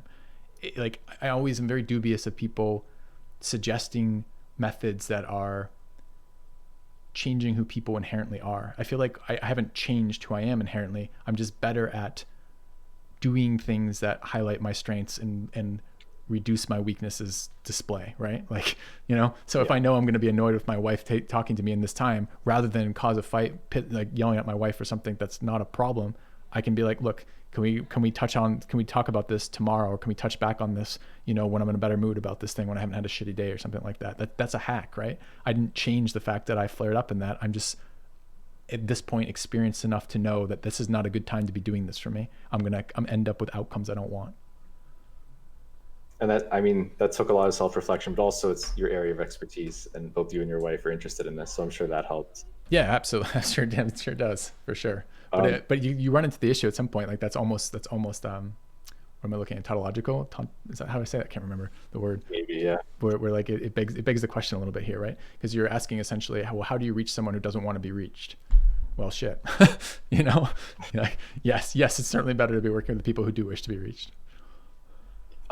So then also, I guess, were there any tenets of evolutionary psychology that really painted your way of thinking about the world? Or any studies in particular? I don't want to take the topic first. I think I'm more interested in what you have to say here. From Evo or from my own research? I'm sorry, I didn't hear. Just Evo. Evo as a whole was almost entirely fascinating, almost wherever I looked. There's a lot of issues with the research from that and the conclusions that can be drawn from this. I think this came up recently on a PKA episode from my conversation with this. But so you can run into the issue of just so stories kind of deal. But if you can take the perspective of looking at, well, what are these, if you can take this as just an information source and then worry about the kind of the purity of that information source, or the implications of that information source, and keep those a little bit separate as you're doing it, it becomes extremely interesting, because it's essentially looking at why we are as we are on a long-term biological sense. And it doesn't really matter your own subjective experience. You don't have an inherent good sense of who you are as a biological being by and large. You don't understand where these urges come from, why things are as they are, and whether or not you can question that or rebuild that in a way that's more useful to you, or even what more useful to you would look like. So it just was a fucking mind-opening class in general. And I have no specific piece of research that immediately sticks out. If I had to really think about it, I might look at some of the differences, sex differences, for example, were very interesting research. There's a lot of kind of contention of how deep these sex differences are and what they're caused by, if they really are like biological sex differences, or if these are societal differences. But the idea of these kind of fundamental drivers of human psychology were really, really interesting to me. Yeah, one of your studies that was interesting, I don't remember the title off the top of my head, but to paraphrase it, it was just that there may be an evolutionary basis for desensitizing our disgust mechanisms to make us engage in more risky sexual behavior to Yeah, propagate more easily. there's Is no that a there's fair no way? yeah that's a fair phrasing. There's no question that disgust and sexual arousal are essentially opposites for this. Sexual disgust and sexual arousal. I don't think there's any question of that. That's not like the type of things that would be questionable for that. But yeah, the one you're talking about is that's my dissertation, or not dissertation, my thesis rather, my master's thesis was looking at that. We manipulated disgust and then measured sexual arousal. So, or very similar to that. So looking at those, so essentially they're basically exactly opposite as you um, as you manipulate, sorry, we manipulated sexual arousal. As you manipulate sexual arousal, sexual disgust reporting goes down. So people find things in the sexual domain less disgusting than they do when their sexual arousal is down, controlling for everything else, essentially, which is, So is this something that can generalize outside of just the sexual field to, again, how we interact with information or outside people? Like we're always going to be more receptive to someone who is, I guess, on our side, or, stoking positive emotions, stimulation, whatever you would call that in that sense, than well, negative. this one in particular is really domain specific. So Okay. the what we did with this for this one is I looked at there's essentially a scale that looks at sexual disgust, and then we threw in two other scales looking at like pathogen disgust, and there's I can't remember the third one at this point, but essentially other domains of disgust. And what we actually found was a significant reduction in sexual disgust, but either a much smaller or a non-significant reduction in other disgust. So no, you couldn't. I don't think you could generalize that as a whole, because it's more of a specific mechanism than that. Got it. I see. Yeah. But yeah, when it comes to evolutionary psych, I think I mostly touched on what was most interesting to me was just how we interact with technology, how we are totally under evolved for how we're dealing with it now, and again how we're designing it to impair us in the long term in many ways. Yeah, But well, even worse than that, right? Because not only are we wholly unprepared for it, the people designing the systems are tapping into those motivations, right? So they're designing a system that reaches you on some of your most fundamental levels, and then your advice to deal with it is essentially willpower through it. Not yours personally, but I mean general societal yeah, advice is just, well, just don't, don't give into your temptation. Like that is enough of a reasonable thing to combat that. You've given someone all the advanced tools to hack into you, and then given yourself none of the advanced defenses to deal with that. That's a mismatched fight for sure. so it's mind blowing to me, and like the Skinner box analogy is so good. Just having this thing in your pocket, in the case of a phone, and having one button or a red notification icon be able to give you dopamine and serotonin on demand. Um, I don't see how anyone could like. Well, here's a question for you. I don't know if you plan on having kids, but like, at what age do you think we could even introduce this to someone without a risk of it, overtaking their life? Because I don't even know what I would say if I had kids at this point. Yeah, it's an interesting conversation. We don't intend to have children in our relationship, and I suppose that's possible that it changes, but there's that question of your responsibility as a parent then, of how you introduce that. I don't know. I suspect that I would look for research for that to see. Like my wife teaches higher education, so I'm sure I would just talk to people in her department essentially to be like, hey, so what are you guys recommending these days for that? But it seems to essentially be the longer and the sooner it's introduced, the more damage it does. So I suppose that's going to be, the inevitable fight between parent and child of what they want and what's good for them. So I don't know. And then also compulsory again, because the pandemic, we're forcing everyone online. We have to do remote learning now. You're more likely to turn to social media if you're emotional and psychological needs. So I don't know. It's a very complicated discussion. Yeah. Yep. It is. It is a very real problem right now, in my opinion, that we're going to have to deal with. Forgetting even the productivity of it, it's by and large people's personal happiness seems to be very heavily wrapped up in this, and then communication as a whole right now through those mediums is so fucking toxic and so bad. It isn't helpful to create people with different definitions of facts and then try to let them loose in a society and tell them to live together. It does not seem like a long-term goal that we want to reach because we're gonna build a society that can't talk to itself, and that's fucking so disastrous. Yeah, and we're already on the way there, like you said. I forget who said it the other day. Maybe it was Destiny, but one of the streams they said most of the liberal audience is Twitch, most of the centrist audience is YouTube, and most of the conservative audience is Facebook streaming, and that's just how it is at this point. It feels like we've already like gotten past the point where these things they're starting to separate out and become their own entities, their own filter bubbles. Yeah, yeah, and can't have that. That's just not gonna work long term, is it? So Do you see yourself expanding off Twitch at any point? maybe. Twitch contracts are exclusive, so as long as I'm a partner with Twitch, I'm exclusive to Twitch for what they consider competitive content, which is essentially gaming content. So I could probably do like a podcast or something if I wanted to on like YouTube live stream or Facebook live stream if I wanted to, since it's not competitive with the content I create here, for example. But to answer that question more broadly, I don't know. I suspect that to do this for any length of time, certainly to do it up till now, has required a fair number of adaptations to both the technology and the atmosphere around it. And I suspect that will be a mandatory component of this going forth. So I don't know where it will end up. I don't know that. I mean, Twitch has only been around for what, like 5, 7? I don't know how many years now. You know, like I don't either. But the point being that it's been a relatively recent thing, and these other platforms are just starting out. So I don't know where I'll end up. Your chat's excited for the YouTube podcast. We'll see. Yeah, yeah. I don't know. Podcast would be fun, but I think it would be a lot of work to keep it fresh, I think. Well, yeah, that's part of the benefit of what I'm doing here. I have the luxury of not having to stream and fill content every day. Once a week or every 2 weeks when I feel like it, I can talk to someone interesting and learn from them. So I definitely thank you for coming on and talk to me now. I've run out of basic topics to cover, but is there anything else you wanted to branch into? Well, I guess it depends. Let me just take a quick peek at what you sent me initially and see if we kind of covered that as I see it for this. Psychology of learning from your own experiences versus learning from others. I think we covered a fair amount of that. Other thoughts on that? Just trying to work through this. I think there's some individuality to this. I think we kind of had this theme in there as I refuse to answer your questions directly because I keep reverting to this point, which is I think different people learn and engage differently. So giving general broad stroke advice is really difficult in a scenario like this. Yeah. So, and maybe we can clean up the ego stuff for this, since we've kind of stumbled around it a couple times, and I wouldn't mind just taking a crack at that again, which is... Sure. Explain it to me as you understand it, because I'm definitely using it incorrectly.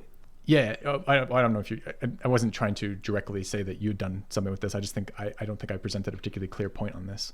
And the clear point for me is that there are often times where, especially in that moment, especially emotionally, I react to something in a way that I don't wish to be reacting to. So I might react more severely or more hostilely than I actually want from an outcome perspective. And in that moment, it is extremely difficult to process differently there. So for me, that describes ego, that kind of pushback in a way, often emotionally, that's going to detract from my ability to advance towards something that is a bigger, kind of larger goal for me. I think there's something more than just pushback too, because the idea of losing a part of your identity, changing facts that you base your idea around, there's like an inherent violence and pain in that process too. It's much more deeper emotionally, right? So, I'm sorry, I'm not understanding. Say that again. Well, like, I guess we're dancing around the idea of willpower and ego. I guess there's two concepts. Willpower is this idea that we can self-motivate ourselves to overcome resistance mentally. And then ego is this, I guess it's the internal force that directs the willpower. How would you describe it in that relationship? I see ego as a really self-protective force, right? This is the part that, says like, I'm the shit, that says when that guy says something that I don't want to hear, fuck that guy, he doesn't know what the fuck he's talking about. It's this thing that kind of lets you move forward with this positive kind of identity around yourself, right? And yeah, it lets you exist in the space. It is your positive impact on the space around you. Yeah, and it's very helpful lots of times, right? But it also can get in the way. And my ego is useful to me when I can direct it, and less useful to me when I'm just kind of blindly bound by it. And there's absolutely points in my life that are hurt by allowing my ego free run of that. And identifying those points and working away from that has been useful to me long term in my life for getting results that I want. Got it. I think that's a nice succinct way of putting it. Cool. Do you think it's inherently just the nature of ego makes it such that it's hard for it to change? Or like, I don't know, is there something incompatible there with having a flowing, adapting ego? I think, at least for my understanding of ego, it's not so much like, it's not like you're going to have, how do I say this? I feel like what you do with an ego is you either suppress or embrace kind of the output from that based on what you're trying to accomplish with that. It's always going to be in the same direction. It's always going to be protective towards you, essentially. So at least from my understanding of it, I guess I haven't looked up the definition of ego from like a psychological perspective in a very long time, despite talking about it. But I guess the one I'm working with is essentially those impulses that are pretty deep impulses that are often emotionally based impulses that are often not in the direction I want them to be going for outcomes. So, protective stuff like this guy dared to question my authority here, fuck him, or well, I'm not going to show a flaw here, or I'm just going to I'm going to quickly move past this thing that I've screwed up kind of deal, right? It's the ego for there.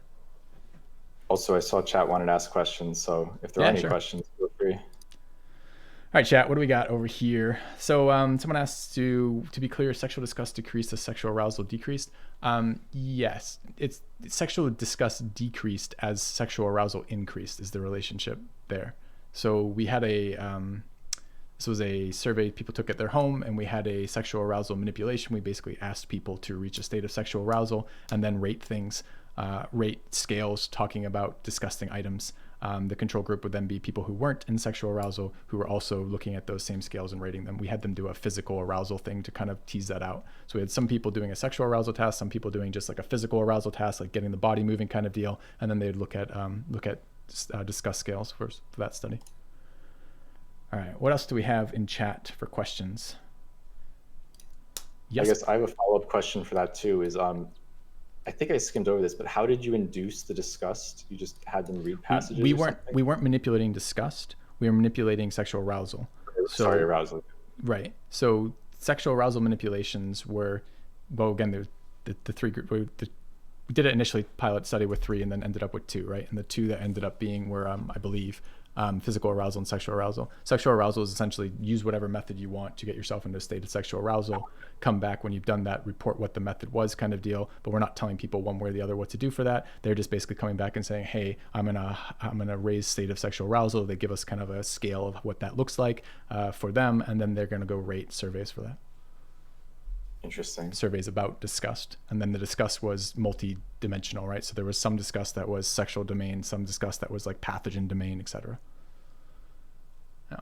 And these are just like Likert scales. They're answering like 1 to 10. How do you feel? Yeah, those were Likert scales. So some of the other research we've done has been looked at some other stuff. Probably my favorite piece of research that I worked on directly in graduate school was kink community research. I'm happy to explain it. Take me like 5 minutes if you want, but I'm happy to move on past. Okay. So do you know what a top or a bottom is in like a kink scene?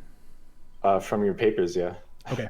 So one of the issues that you run into with research all the time is that most of your research is essentially correlational, especially when it comes to things like this, because it's very difficult to tell someone, let's assign you to some type of sexuality. We can't assign someone to like gay or straight, for example, right? You just can't do that.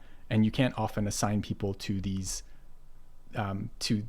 categories that you want. So you're stuck in this situation where you're looking at existing categories, and then you're drawing, and then you're connecting those to other things. This is correlational research in a nutshell, right? So you go, okay, well, there's a group over here that does kink. What about kink? And then you ask them personality variables, right? But the problem is it's correlational. You can't assign someone to be kinky or not, and therefore you can't get at the root causes of that. So one of the studies we did, which was interesting to me, was we recruited switches, who are a subset of BDSM practitioners who will either top or bottom, depending on various factors, but they do both essentially in their life. And then we looked at and we randomly assigned them to either top or bottom for a scene. And then we took a shit ton of information from them, things like looking at saliva for cortisol and a bunch of Likert scale kind of self-response questions, etc. And we looked at essentially to tease apart the differences between what the bottoms and tops in these scenarios were doing. And I thought from the perspective of like clean methodology, I really liked that as looking at a causation kind of model, because we can actually experimentally place people into or randomly assign people to groups, so we can actually draw conclusions about that, which was really, really, really cool from my perspective for a study. So for the tops, bottoms, and switches, what is the percentage breakdown of people? Like, is 50% going top or bottom and staying there in that role their whole life? Or for switches, switches tend to be on a kind of like a per session kind of thing, or sometimes a per partner kind of thing for switches. But in general, in the community, like a BDSM community, what is the percentage of tops and bottoms that you're asking me? I guess because I'm just so unfamiliar with it. Like, how common is it for someone to go from being a top to a bottom? And does that necessarily mean they're going through the switch state? There's no... okay, let me think on that. I don't think there's a switch state necessarily. Switch is kind of an identity, right? You identify as someone who sometimes tops and sometimes bottoms, you're a switch. That's kind of what that means. Got it. So by utilizing this population, we got to ask questions of tops or bottoms and draw causal conclusions about that, because we weren't just essentially being like, hey, bottoms report this and tops report this. We can actually randomly assign them and therefore get rid of the variance that might have been there from that group kind of selection ahead of time, which was really, really nice. Are switches a common thing in the BDSM community, or are they more on the rarer side? Rare. Bottoms and tops? Tends to mostly be tops or bottoms with some switches. Understood. Yeah. Which made our fucking end size super small, but say again? One question in your chat here about single best policy or YouTube video that would prevent younger people from joining into echo chambers. Single best possible policy or YouTube video watch or anything accessible which would prevent younger people from joining the echo chambers. That's so hard, man. I feel like, for me at least, it has to be someone, like we talked about, you need someone who you're open to hearing ideas from. So maybe someone whose content you enjoy normally, that has similar views, that, you know, can get you out of that. But again, it comes down to your will probably, right? If you don't want to, well, if you're more gravitating toward that sort of information, you're naturally going to get into an echo chamber of some kind around it. Yeah, man. It's so hard because the whole fucking algorithm is designed to keep feeding you stuff down the interest that you express in something, and feeding you more and more essentially agitating versions of that, right? So I think maybe there's the step back for me would be to try to be critical. You're trying to be a critical thinker about all the things that are important in your life. That's just how you should be doing anyways. So trying to hear other sides, other opinions, and then evaluating based on a more rounded picture, as opposed to just accepting and regurgitating what you hear, is really going to be beneficial for that. And if I had to give a rule of thumb for YouTube, I would, or that type of thing, I'm a huge fan of long form conversational podcasts, right? And it's not a guaranteed rule. You'll still find shit that's only echo chamber in a long form podcast for sure. But when you actually get well-intentioned actors sitting there talking to one another about complicated subjects, there's a lot of time in that type of conversation for nuance to come out, and a lot of time for positions to be defined, and for you to understand the larger piece of information that's being presented, as opposed to the soundbite or the 2-second conclusion. So for me, that's a really good way to do that. You're still stuck, you know, where you get that resource from and what other resources it redirects you to. But the goal is essentially listening for bullshit. And when you hear stuff that doesn't sound right, trying to follow up on why it doesn't sound right, what's wrong with it, what are the options, what are the other things. I mean, this is actually really interesting for Destiny's content, right? Which is sometimes his positions. I'm like, what the fuck kind of position is that? And then sooner or later, he ends up defending that on some platform. And I don't always agree with him, but I appreciate that he spent the time to look past the surface level and be like, here's 4 steps down the road why that policy that you're suggesting, that super nice virtue signaling thing that seems really positive on the face, doesn't really work 3 steps later, you know? And also, no one can ever accuse Destiny of being bad faith, at least in my opinion.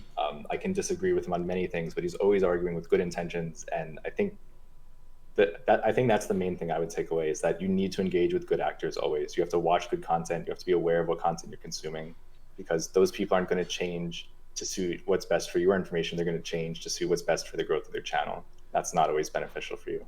Yeah, and I think Twitch is maybe not a good position, particularly to engage in this shit, anyways, because people are in there for the wrong motivations. But I mean, ultimately, yeah, you should always be a good faith actor, because ultimately, what that suggests is you have confidence in your arguments, right? The minute you are misrepresenting either your opposition or yourself deliberately, why you're doing this is because you don't think you can get the fucking work done with the tools you have available to you. You know, and like that in itself to me feels like an admission of failure, right? If you're not confident enough, or you don't believe fully enough in the quality of your argumentation, then you resort to something else. You look, you know, so this is like, what is it, peripheral versus central fucking route of like reaching someone, right? You're gonna try these peripheral influence routes, things like, you know, fallacious appeals to authority, or you know, virtue signaling kind of shit, because you don't think that your central persuasion route works. So I don't know. It seems to me inherently to be a problem if you're engaging in bad faith with something. It's inherently undermining the look of your belief in your idea. I think the mix up between entertainment too has been so damaging. Like, people can take Alex Jones and see him as truth, entertainment, a character. It's so, everything is so gray now, especially with technology advancing to deep fakes and machine learning. Jesus, that's you have scary. you have to be more aware than ever what you're watching, who's writing it, what their intent is, because it's all there to manipulate you, whether or not you know it. Yeah, I think a healthy degree of skepticism has been really helpful in my life. Well, yeah, skepticism has like two swords to it too, because now I have people who are so overly skeptical that they won't trust anything they see in a newspaper, but they will take the faceless blogger at face value. Yeah. I have had to fight a lot of people in my life on issues like that. Skeptical and consistent, perhaps, is the other one that needs to be there then. Sure. Yeah, you have to be consistent, get different source of information, but again, it all comes down to their willpower, I guess, wanting to be informed. Yeah. Hey man, I really appreciate you reaching out to me. I don't know if this is going to be the type of thing that you do in general, but I had fun with this. I think it's interesting coming back to some of these ideas that I haven't really spoken about publicly in a while, or thought about publicly like this. I feel like I could have done a little bit better job of perhaps having some more coherent answers, but I kind of got a little bit lost in answering some of the questions you were asking, as opposed to understanding the concept maybe. Yeah, I could have narrowed those down a bit more. I think it's nice seeing a more human side, and some of your other experiences outside of gaming too. Because for a while, I did know you just as the Civ 5 person on YouTube that I watch videos for, and then seeing you be able to engage in these deeper topics definitely opened up the idea that I could learn more than just gaming related content from Twitch people. Yeah, that is one thing I definitely want to see more on Twitch. Me too. I don't quite know what that looks like. Sometimes I like Destiny's content, and sometimes I just want to like slam my face into a fucking wall to get away from it, because some of these positions are so impossible to have conversations in. But I am cautiously optimistic that this platform can do some stuff with that type of information. Maybe is the answer. For now, I mostly stick to long form podcasts, but maybe Twitch. I would agree. I think long form is the only thing we can do at this point, because as long as you're going to bite-sized clips, Twitter, anything that can be taken out of context, it will and can be used against you in some way. So well, it's also not particularly. Go ahead. Sorry. Go ahead. I was just going to say, it's not surprising, right? Like, all the things that are actually important to your life are almost always somewhat complicated. It isn't surprising that the solutions or things that impact those are also fairly complicated and require some thought on. That seems to make inherent sense to me, right? Happiness in life, your success at a career, these things have a little bit of extra thought time with them. So it makes sense that the conversations around them are also going to need to be longer, or a little bit more in depth to be useful. Exactly, yeah. Some things can't be simplified down, and when you do try to rephrase them in 280 characters or less, you lose so much that the signal to noise ratio is too far off to learn from. Yeah, I think so. Anyways, I really appreciate you reaching out. Yeah, it was a very good conversation. I'll reach out in the future, but we'll see what happens with these. Maybe I'll do some more of them. If you have anyone else that you talked to that influenced you or you learned a lot from, I would definitely want to speak to them at some point too. If you could DM me them. Yeah, sounds good, man. All right. Have a nice day. Yeah, you too, Chris. Nice meeting you. See ya. Later. All right, chat. I don't know. He seemed like a really well-spoken guy. I don't know how these are going as a whole. I like thinking about things and I like having conversations about things. So it's kind of fun to do it on stream. I haven't really tried doing these on stream much before, but they are things that I enjoy. I have to find more people interested in doing that. And the topic list seems to be really key.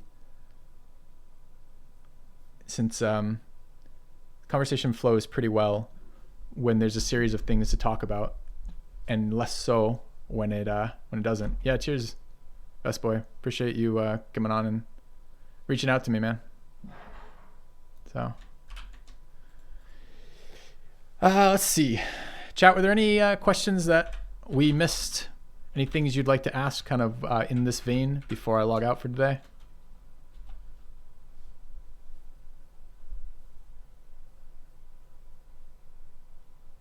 Happy to field a couple of those before I go. But other than that, I'm probably going to log out here in a minute. Glad you came back from the Civ days. Yeah, me too, man.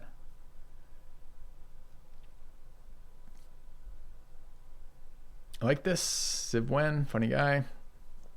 Best streams ever done. You like him? Cheers. May I upload this conversation to YouTube? Yeah, I will, Prima Dude. It will get up to YouTube. I'll ask my editor to do that. Okay. I mean, I guess the other way I could do this too. Maybe I'll add a Discord channel. Thinking about topic ideas for this, and I'll just keep an eye out for other people who would like to have conversations. It's a little, I don't know, like a part of me, the kind of the perfectionist part of me, the graduate student part of me, the person in higher education part of me, feels a little uncomfortable thinking off the cuff about these things. Like a part of me wants to go point to research. And another part of me is like, well, if I have that mentality for everything, I can't have conversations about this necessarily. There's a value to that, but there's also a detriment to that. So I don't know. I always feel a little bit like the expertise part of me wants to be like, hey, look, here's how things are.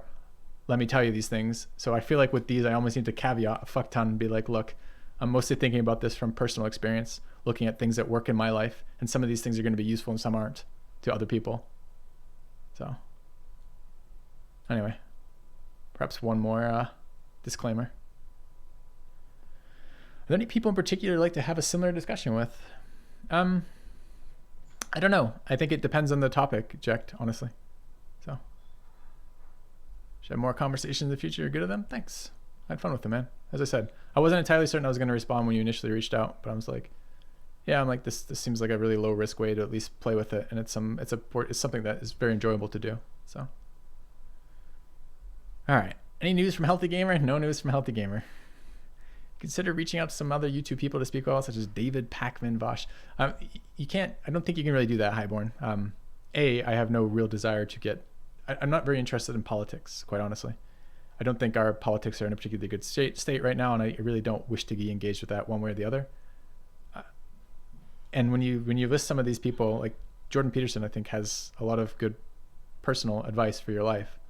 And I listened to a fair chunk of his conversations, but like reaching out to people of that size at this size is really, I don't think it's a realistic thing right now. Could reach out to Jorb Xylo. That's true. Yep. Walking this line is the issue of public advocates. Yep, for sure. Yep, Ryan. But I feel removed from the academic sphere these days. Okay.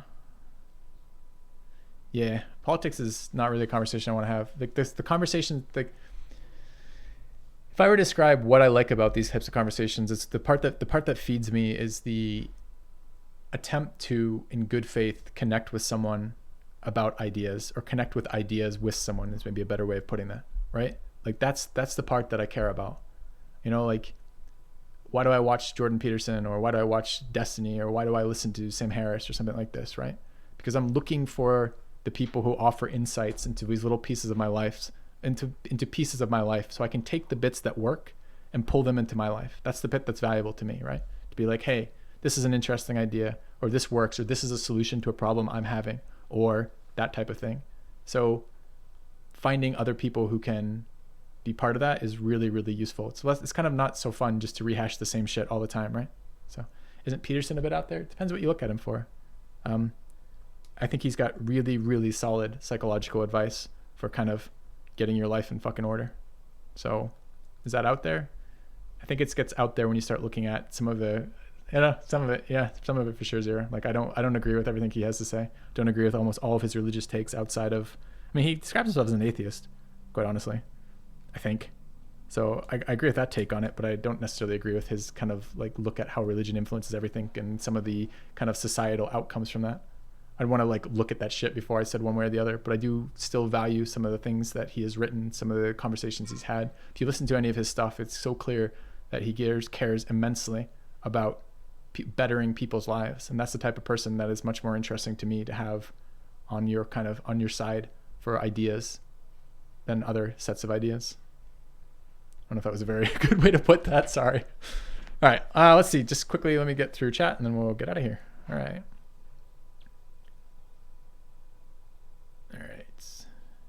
Views are not really atheist. He recognizes the power of religion, which I think is fair, and recognizes the structure of organized religion, which I think is also fair. I've said this my entire life since I've been thinking about this. I would love to be religious. I would love to believe in God. It would make things so much fucking easier on some level. And I did actually in that period of time after I graduated from undergrad, but before I went to graduate school, part of what I was doing, one of the jobs I held during that was I was working with, he was diagnosed as autistic, but we don't really know what his fucking diagnosis actually was. He was kind of like a high functioning autistic guy.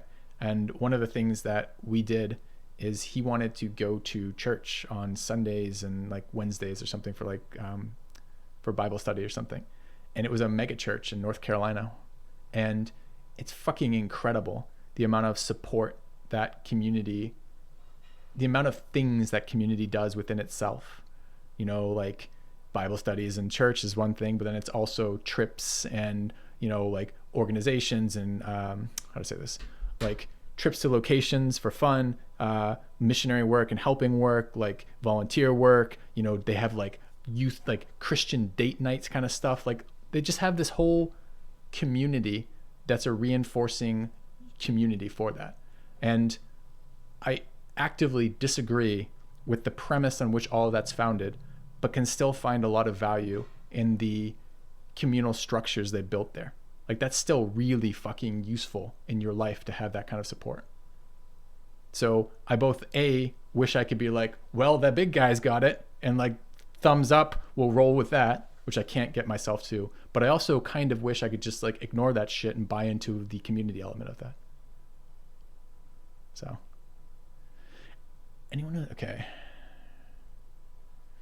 Dude, I mean, that's a great thing. Like the idea that, anyways, so.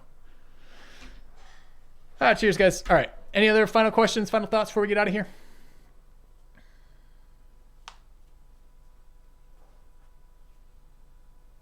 Let's go. It's how they control you, how they dominate every part. Sure. I'm sure it has its dark sides as well, QED. And it's not something that I am engaged in, but something that's at least interesting to me to see that perspective. Okay. Anyways, guys, I'm out of here for today. Thanks for watching. I'll be back tomorrow. We're doing some Loop Hero. Maybe we'll field some brief conversation from time to time during that as well. And have a good one, guys. I don't know. Shit, I should have asked while he was on. I don't know if Chris Vestboy streams. So I'd say throw him a follow. But I don't actually know if he regularly live streams to Twitch or not. So it might not be as useful. But if you enjoyed the conversation, I'll make sure his social medias are posted in the channel when it goes up, or in the conversation when it reaches YouTube. Anyways, guys, have a good night. Thanks for watching. See you soon.